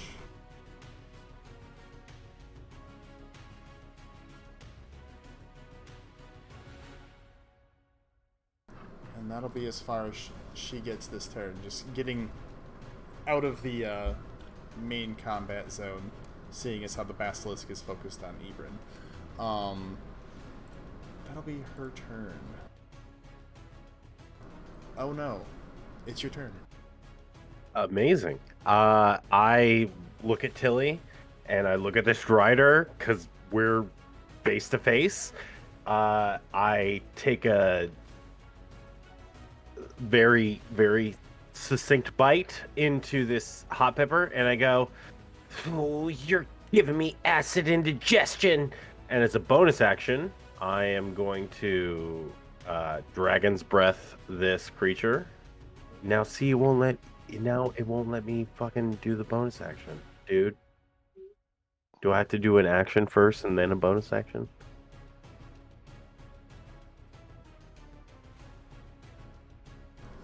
It's not letting you do like Yeah, a what- damage roll or anything. I'm legit pressing standard roll, and it's not doing anything. My character sheet's mad at me, bro. Yeah, it was weird when I went to right after I used my action surge, it didn't allow me to make another swing at first until I like re-clicked on it. So that was weird. All right, I'm gonna target the Drider again. I just reloaded the page. Give me 2 seconds. Player, oh no, over here. My spellbook open. I've already got the Dragon's Breath cast. I should be targeting the creature. I'm gonna standard roll. There it goes. It's already cast. I don't know why it's recasting it right now.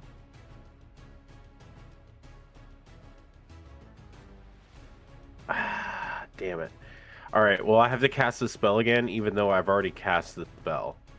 What's it? Well, I think what we did last time was because it was having you recast it. What's the? It's just a saving throw, right? Like, what's the? Saving It is a 15-foot cone. I spew a dex saving throw. It's half damage on my 3d6 damage.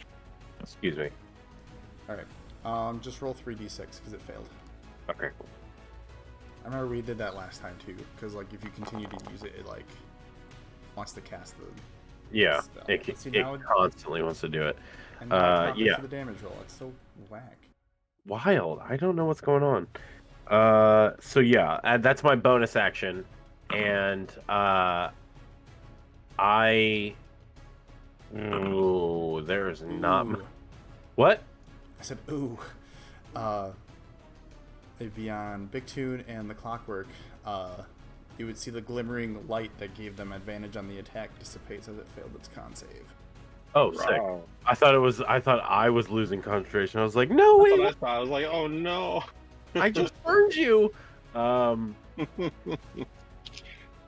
Yeah. Sorry. So yeah, that's my bonus action, and got it back open, and as my action, I'm just straight up just gonna whack it. All right, as he goes in for a strike. Standard roll, attack. Oh fuck. That's not enough. I know. I'm just like, I've already burned acid. I've already spit acid on it. I'm just like. This cute little gnome going for the legs, but the Yeah, legs are yeah. so scrawny. It's like, which leg do I go for? No, not enough. So yeah, I'm in this weird headspace of like, one, protecting the clockwork, and two, wanting to fell this creature very quickly so I can continue to observe the clockwork. So I'm like, yeah, that's it. Yeah, that's my turn. All right, Athros.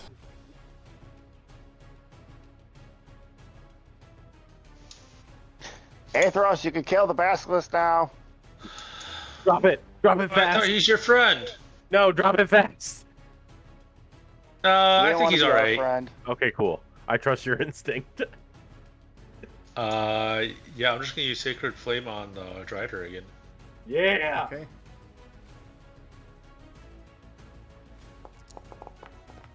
Woo. All right, he fails and takes the full damage as you once again summon that radiant pillar of flame. And you kind of hear it yell out in Elvish, like, "God, that's annoying." Except for you, you just hear just like uttered garbage. Hebrew would probably hear the, "God, that's annoying." Wait, what the fuck? And yeah, that's all I'm gonna do. Okay. That brings us to the Drider's turn.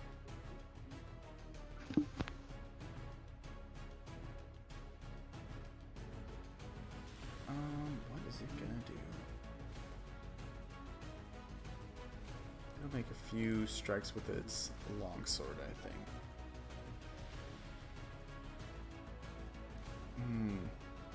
No, actually, it's gonna first make a perception check.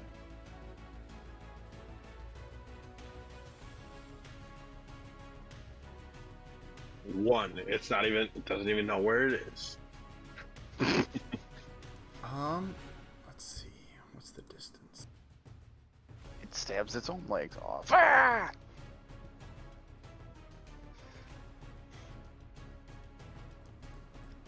Alright, it is going to... First off, it's going to drop a orb of darkness on everyone surrounding itself.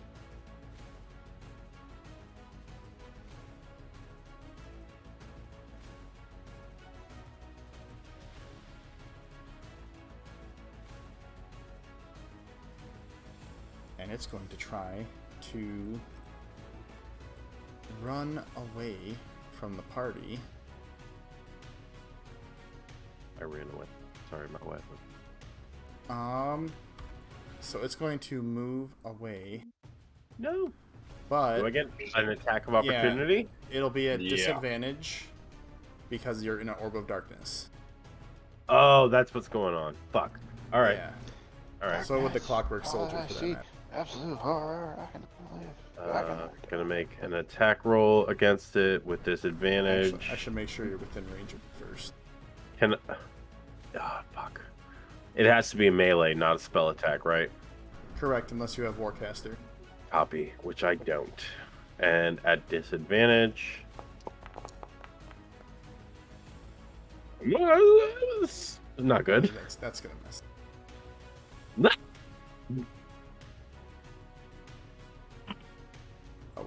disadvantage.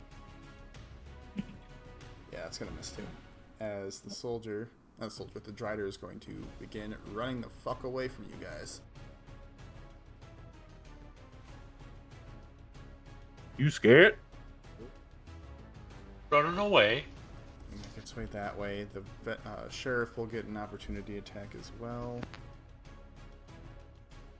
Oh wait, he's coming towards me. Uh-oh.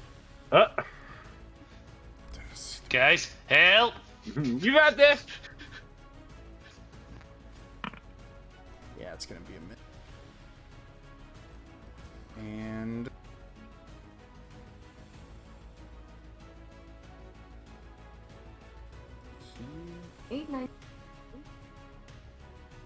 he does not have any more movement, so he's going to just keep on trucking, but that's as far as he can go right now. Seeing Tilly off in the distance, making his way towards her. The sheriff gets to go, who's aching to actually hit this fucker. No kidding. He's gonna run out of the orb. Get him, Sheriff. Whale. And make 2 attacks against the Drider with his longsword. Smack, smack.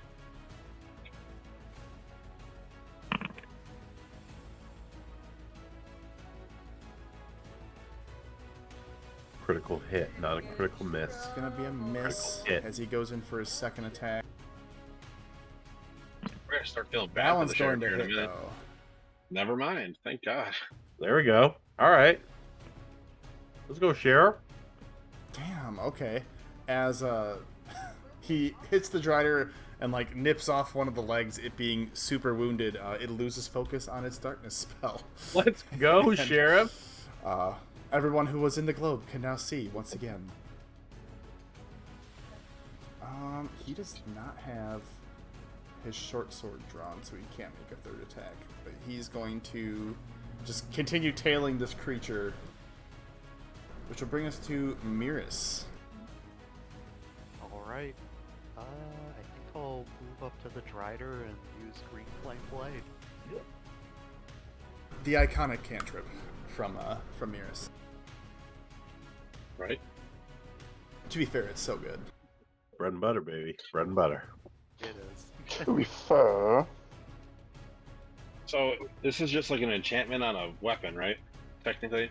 Well, it's a spell that he casts on an ordinary like weapon. Right. Yeah. Yeah. That's what I guess. That's what I meant. Yeah. Yeah.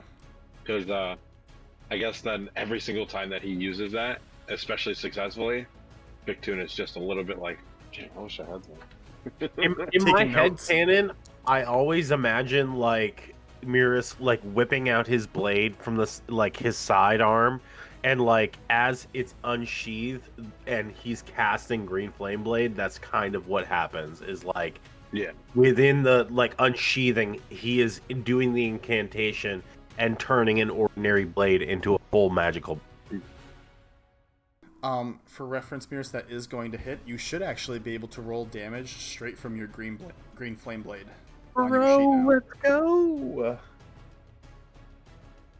Get it. Smack. Yeah, top damage on that D4. Oh, you love to see it.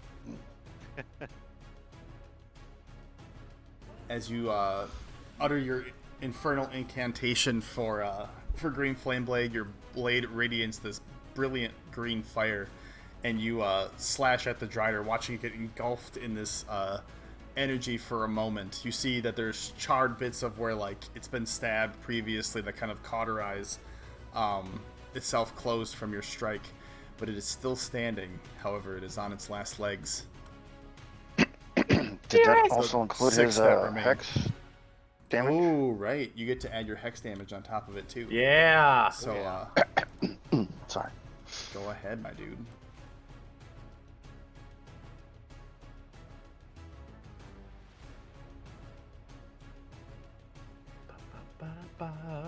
Here comes the hex. You could just do a /R 1d6 as well. Yeah, it should be It's because he has it What- underneath I the think finicky. weapons page for hex damage. It's just straight damage Mhm. that gets added. Yeah.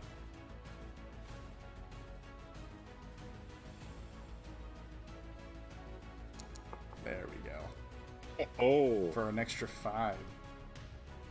Let's go. This Strider is very worse for wear. Anything else, Miris?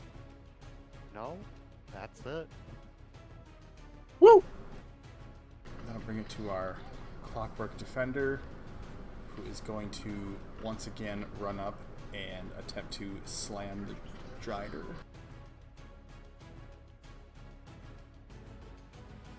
Wait, it was looking at you. Okay, cool.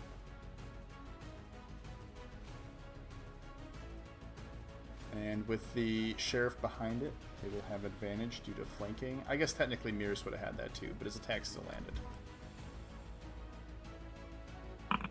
Forgot about that. Unfortunately, that attack is still going to miss. He'll make his second attack.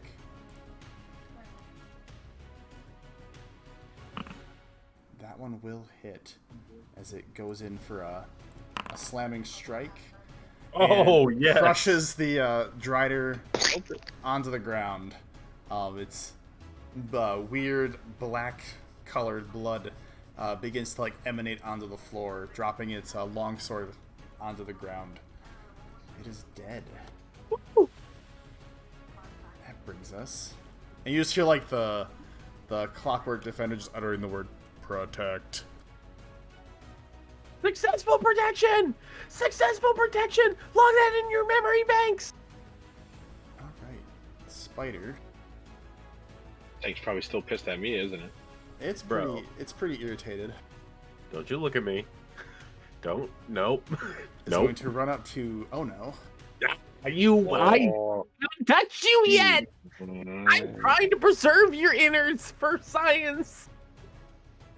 And it's going to make a bite attack against you. That makes me. No, it's fine. That It's makes fine. me It's fine. angry. It's fine. It's fine. It's all. It's all good. Well, no, because like 18. 100% shield. Okay, what does that boost you to now? Just for my own frame of reference. I think that brings me to, as I look at my character sheet, I may have done that hastily. Sorry, my AC is 17. Okay. And yeah, so yeah. Shield. Alright. As you cast a soul. Oh, I'd like to cast Silvery Barbs What? with my Fey Touch okay. feet. Well, I've just wait. Hold on. Are you gonna do that faster than I cast shield? Because then I won't burn the first level. After Damn it. you Classic- take classic priority Atros. and yeah. Well, who are you giving advantage to now, Aethros? Of course. I Love that. kind of want to give it to a face spider, but no. No, you're good. No, it's fine. I love it. I still love it. Well, Yeah. It'll miss its if you did it after. Okay, yeah, it misses its attack as Ono puts up this like ethereal shield just in case. I only want your body for prosperity and science. Sorry. And as it like its singular fang that it has left from Big Toon's strikes kind of like utters out this weird pasty like poisonous looking saliva, it is going to use its ethereal jaunt and with a audible pop disappear into the ethereal plane. Yeah, just be clear, I'm gonna give Ibrin the advantage from Barbs.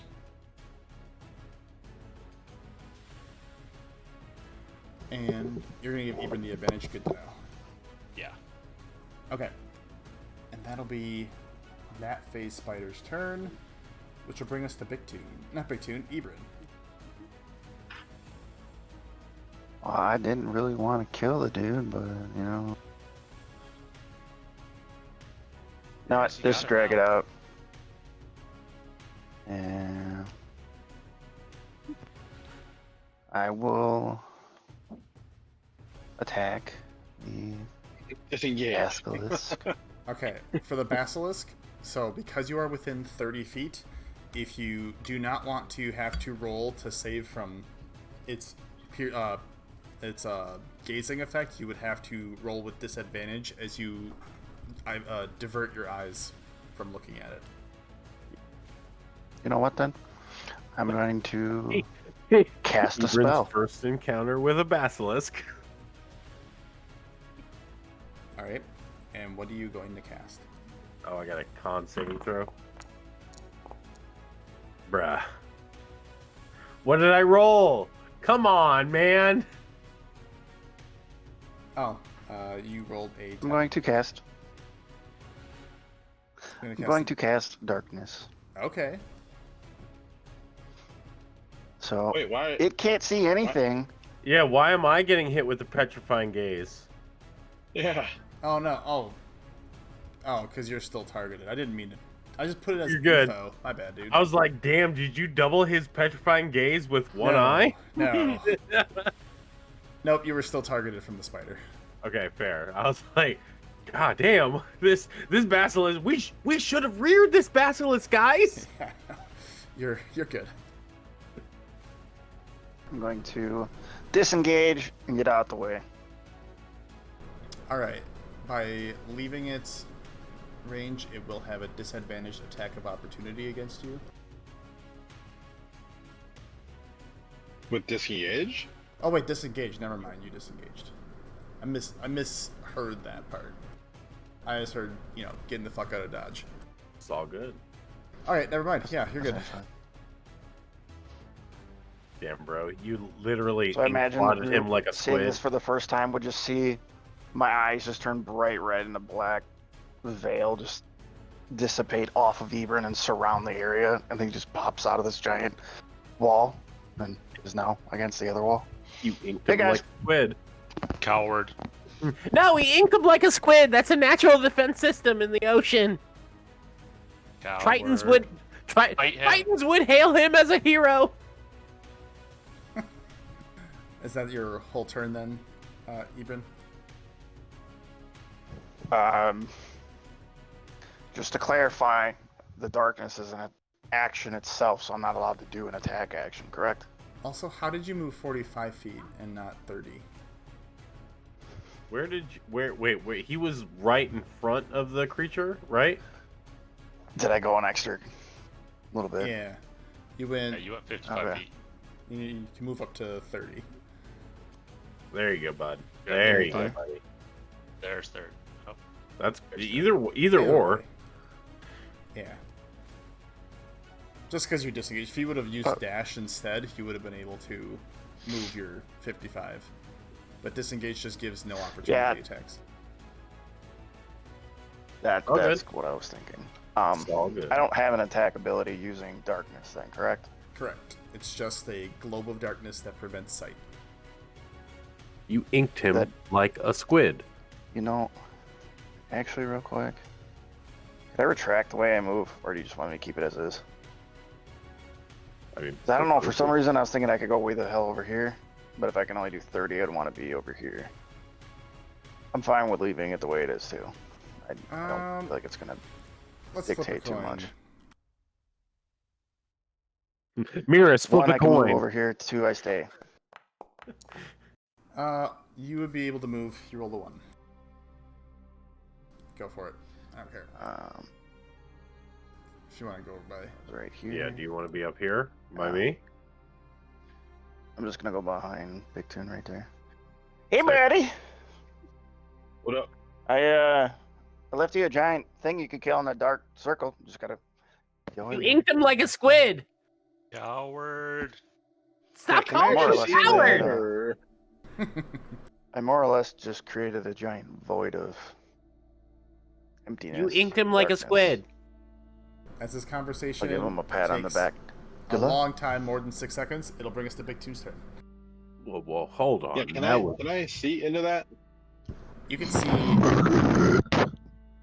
Jesus. Okay. It is a globe of darkness. You can see the globe. You cannot see into the globe. All right, cool.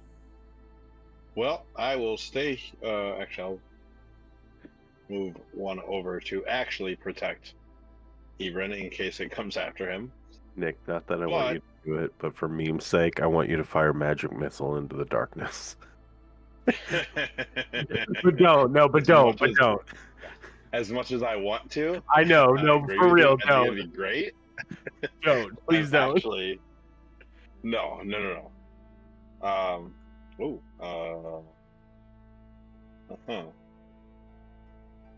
Oh, can I technically like not see that other face spider over there or something?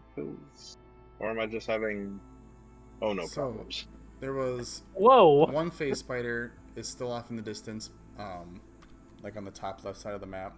The other one disappeared into the ethereal plane using its ethereal jaunt.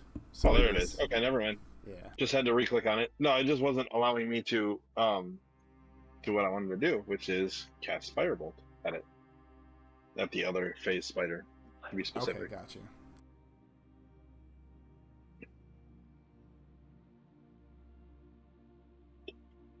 And I still get that D4? Yes, the D4 is still active. Cool.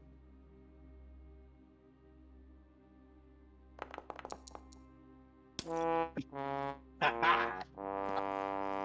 mean, it was about time. Roll your attack again. No. Crit fails. No. Yes. Oh. Chaos. Do I have to use that 1D4? It's a situational one. You technically don't need to. But if you rolled it for the first one, if you rolled it for the first one, I would say roll it for the second one. Oh my god, that's so close to a crit. So you, as you try and fire this firebolt off at the face spider up at the top, you like utter part of the incantation wrong just enough, and like Ono turns around to like be like, well, actually it's this, and like almost gets biffed by the fireball, as it flies off into the distance. You're biting Licha! Stop biting Licha! And because it's not a weapon attack, I can only use that once then, right? Correct. Because it's a cantrip, its damage just scales with the one attack. So it's 2d10 now instead of 1d10, but you only use it once. Yes. Well, I just meant for my ability to use to attack twice or whatever. Right. As one Yeah. action. Yep. Correct. Because it's not an attack, you only use it once. I gotcha. Okay. Just make sure I understood that correctly. Well, Yeah. in that case, well, you know what? Just for the sake of it, I guess, since I'm still not full health anyway, I might as well use my second win.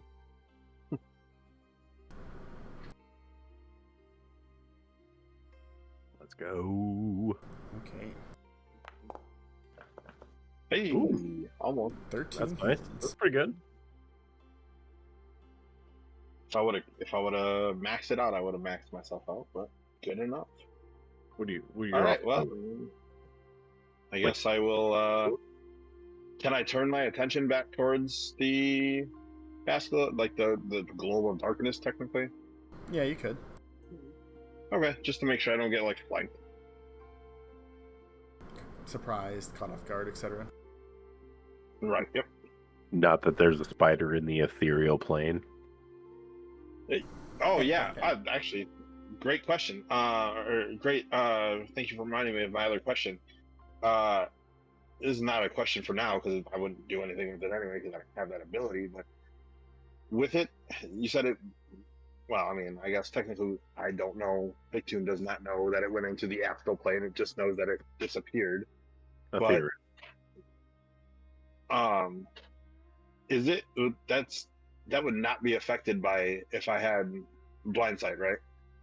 Correct. Because it's a different plane. Yeah. Okay. Yeah, you would be thinking the one that would affect it would be True Sight, which I believe allows you to see into the ethereal. Yes. Okay. All right. Cool. Although I guess technically that would apply to the darkness spell. I think. Correct. I had blind sight. Having blind sight would allow you to see in the darkness up to X number of feet. Cool. Sounds good. That's all. All I got. Okay, that'll bring us to the other phase spider.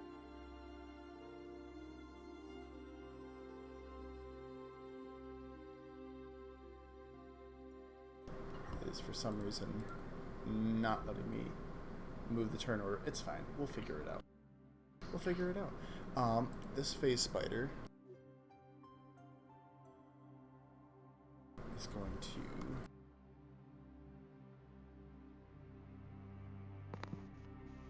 perfect.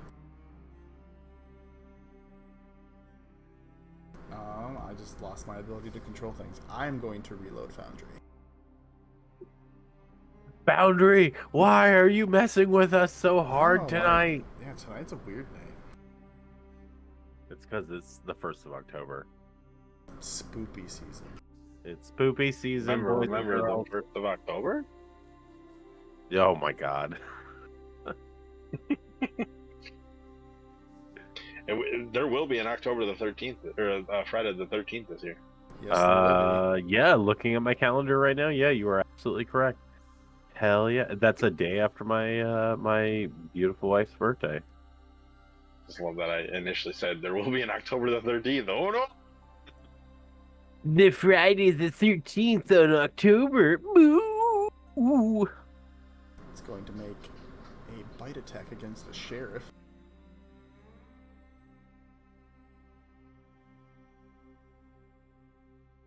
Oh man, he's going to miss. He's going to make one more.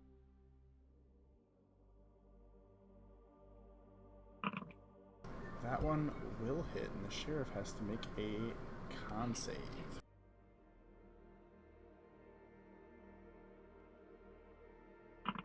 Which he succeeds. So he only takes a total of 7 damage. Oh, sheriff. As like the sheriff is like standing over the strider, he just like feels like a pinch on his back and lets out a yelp of pain as the phase spider attacks him. He turns around to face it, and he watches as it also uses ethereal jaunt and disappears into the ethereal plane. Ooh, you scared little spider. With an audible pop. I gotta get that sack. That brings us to our basilisk friend. Bro, just stay right there. Don't do nothing crazy. Stop. Don't touch the cat.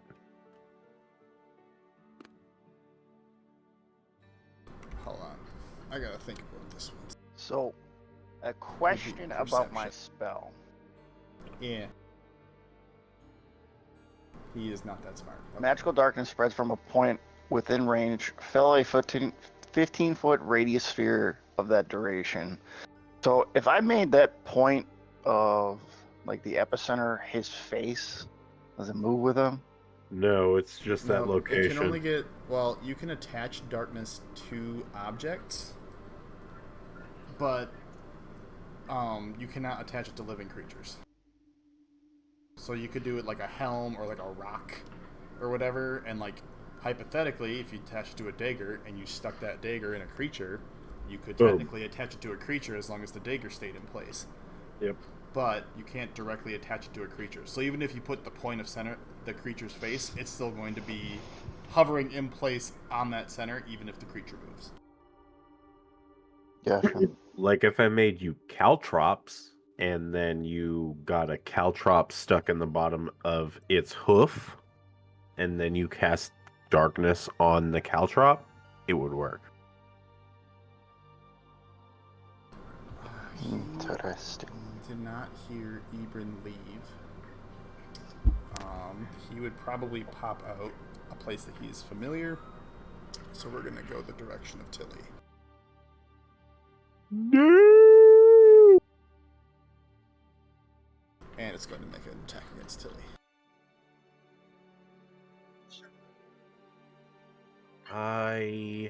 Does it hit? It will miss. It rolled a crit fail. Okay, cool. Do Also, wait, something I think else. I shielded in this round, so I don't think I You can did, react. Yes, you did, and then Athros did silvery barbs. Yeah, so As a none of reaction. us could have reacted. Yeah. Okay, that was a... Okay. That'll be the end of the Basilisk's turn as it moves out of the globe of darkness, being able to see once again. That brings us back to Tilly, who... Ooh, what is she gonna do?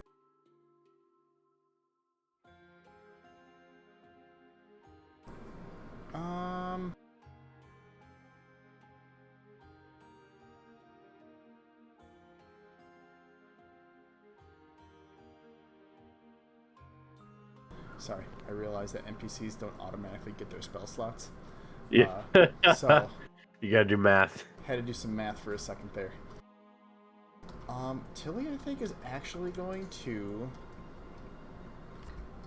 She's going to continue with the trend and cast Fog Cloud. Yo, what?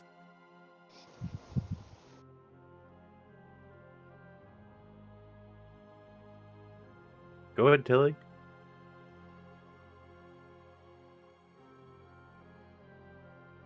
And that will drop Bless on our 3 people. So all of you will lose that 1d4. Wah, wah, wah. Suddenly hate Tilly. Whoa. Right? Whoa. And then So much for helping the party. Jeez. Just kidding. Big Tune targets Tilly. this Big Two and Ebron make eye contact. Ebron and Big Two make eye contact. Target acquired. She's going to move out of that. However, it will have a disadvantaged attack against her because she did not disengage. Oh wait, no, it doesn't get one because it might. It's its turn. It reset. Okay, so it'll be a disadvantaged attack.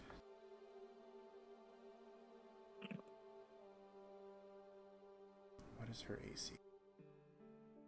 It will not hit. As she moves her way, you like see her appear out of this poofed cloud of fog. Our friend's getting closer. Is about all she'll get out as it. That'll be the end of her turn, bringing us to oh no. For sure. Yeah, I'm gonna move right next to her. I have no idea where these creatures are gonna apparate from. Good. Yeah, I ready in action, I suppose. Yeah, I ready in action for as soon as a phase spider apparates back into like my spell range, it's getting a fireball. Okay. And I just look at Tilly and I shout at the rest of my family. I'm like, stay focused! Everybody's doing great! And yeah, I keep a mote of firebolt in my hand, ready to rock. And that's my turn. Alright, that'll bring us to Aethros. I look around, can't see anyone. I pass my turn.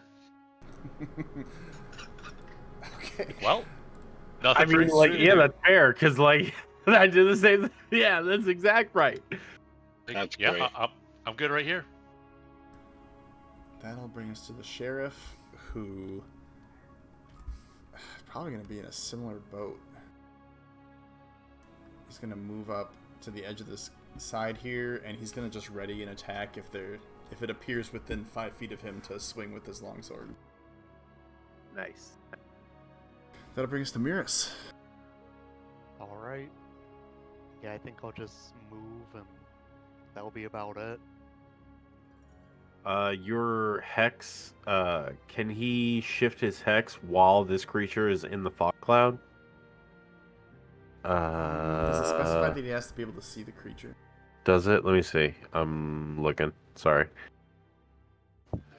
You can see within range. Yeah, Yeah, so yes, be able to see it. Yeah. Yeah, so he wouldn't be able to move it this turn. Okay. Just checking for you, bro.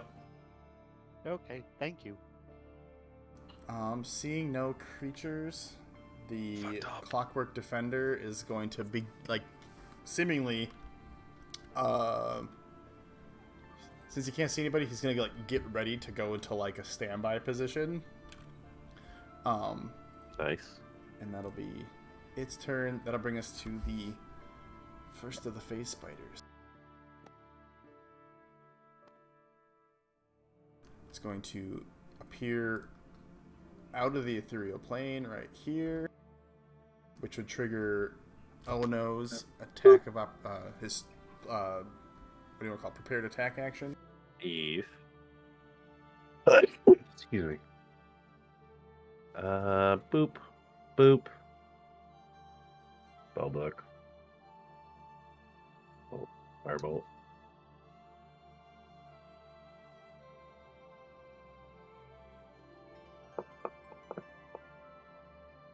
Chow. 21 is going to hit. Go ahead and roll for damage. Woo! As Ibran, this face spider, like appears directly in front of you and is like lunging in for an attack, you see a small bolt of fire crash into the creature, and it's enough to take it out as it lays motionless on the floor, oozing its traditional green blood. I shoot a firebolt. Did I get it? I kind of like kick at it. Yeah, it's dead. Some cool. Nice one. Yeah. All right. Cool. And with that, I know it's probably a dumb idea, but I love it anyways. I'm gonna interpose myself in between Basilisk and Tilly, Okay. if you'll allow me. Yeah, no, that's fine. Just move. You take a step into the fog cloud itself. Like, Yeah. that's fully within your capabilities. Cool. That's I know that was my prepared action, but yeah. Yeah, we could argue that you. Yeah, that's fine. That'll bring us to Ibran.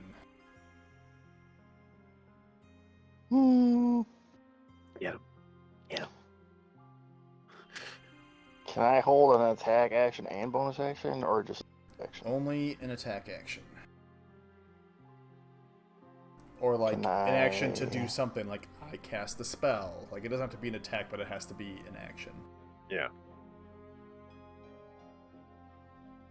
I will hold a.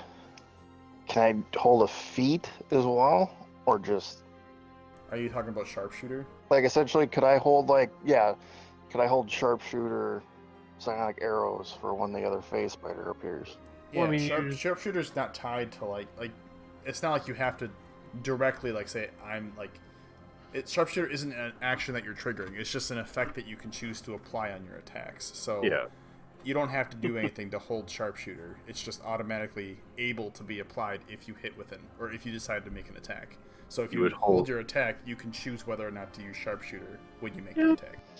100%. I feel like We'll hold my prior to attack that, and Ibram was not just move. shouting, "Sharpshooter!"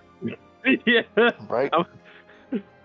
Thumbs up across the Michael Scott board. declaring bankruptcy. The least I rogue declare move. bankruptcy. Bankruptcy! I declare sharpshooter. All right, so you're holding your psionic arrows or daggers or your psionic, whatever. Your one of your psionic Ability. attacks to Yes. What are your psychic attacks? What For- you got ready, bud? if it appears within your range. Correct. It's 60 feet, by the way. For your psionic stuff, I thought it was 30. 60.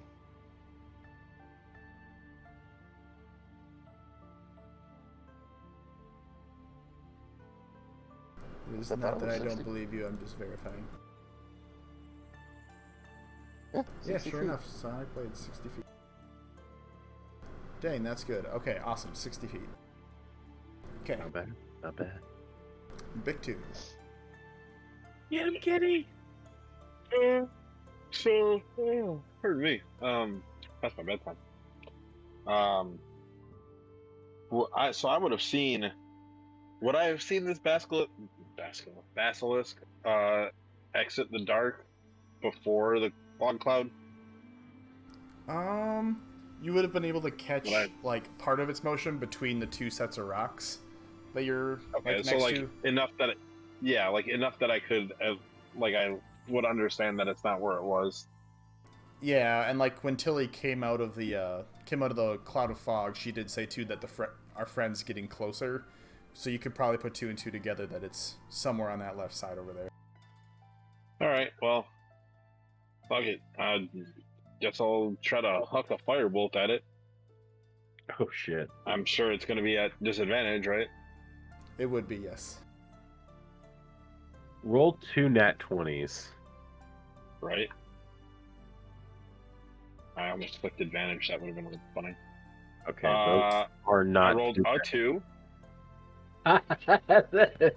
Not a nat 20. That is that's gonna be a no-go, sir. All right. As you fire your firebolt into the cloud of fog, it disappears out of sight. You're unsure of if it hit anything. Yep. Sounds good. I guess that's all I can do then. Alright, that'll bring us to the other phase spider.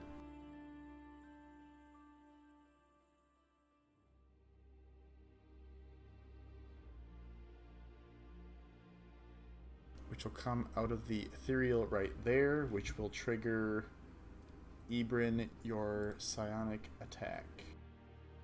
And you will have advantage from silvery barbs. Correct. Woo-wee! Get it. Trying to get the prompt to go.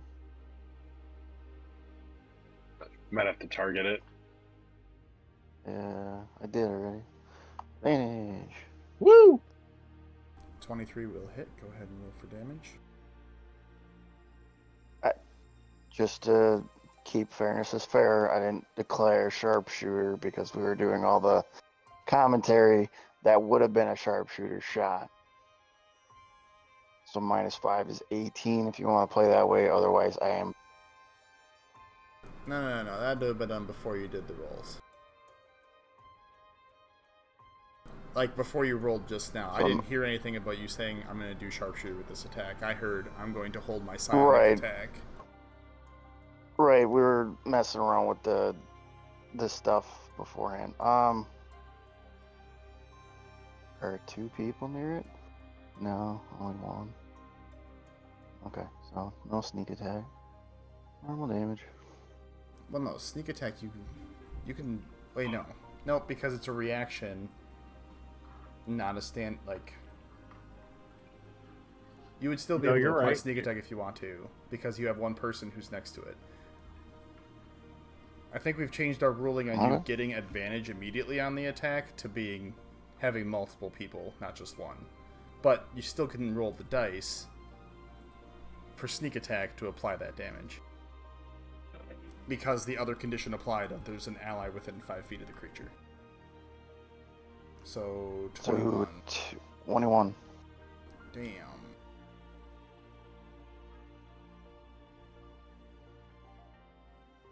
As the phase spider kind of pops in and gets ready to make an attack against the sheriff, you're able to fire off a psionic arrow, which kind of pierces through the side of the creature. It begins to kind of ooze out this green blood that you've gotten used to, but it still goes forward with its attack against the sheriff, as it's still alive. It's going to make a bite. That is going to hit. The sheriff has to roll a con save.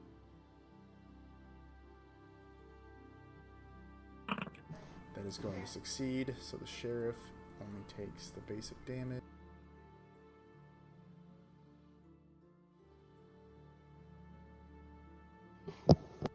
It's going to make one more attack.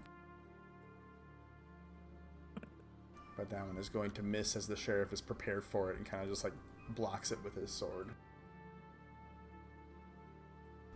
Alright, and then last beast of the round will bring us to our basilisk, who is once again englobed in the inability to see anybody else. Poor little guy. He's already missing an eyeball. Yeah, he's not great.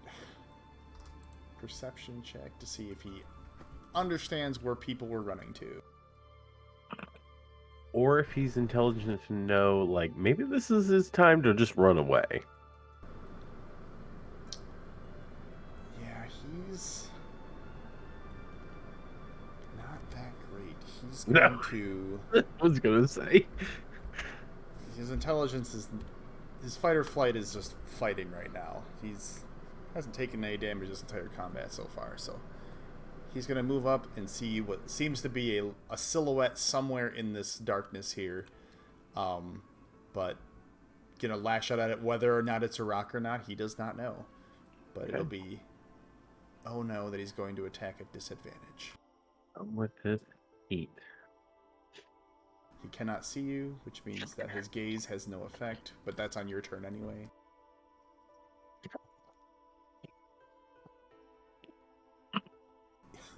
Okay. Even with a disadvantage, that is an 18. I would say if anybody's going to... Because it's a end of the round. Damn. So you It would went use so your reaction. fast. Yeah, I haven't used my reaction. It went so fast I didn't get a chance to click it. But, you know, I'll take it. It's fine.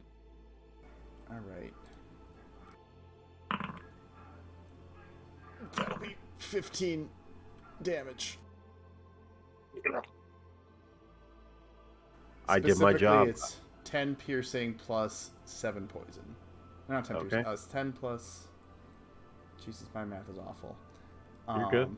No, I used the standard. Never mind. So it's... What is the poison? 7 piercing and 5 poison. No worries. I take it, making sure my arms are kind of in a forward position, like to fire, but like my elbows are protecting Tilly, and I take the hit. As you place yourself in front of the attack and get gnawed on by our basilisk friend. He only can make one attack, so that'll be his turn, which will bring us back to the top of the round for round 4. And we're going to pick this up next time and finish off this combat. Woo!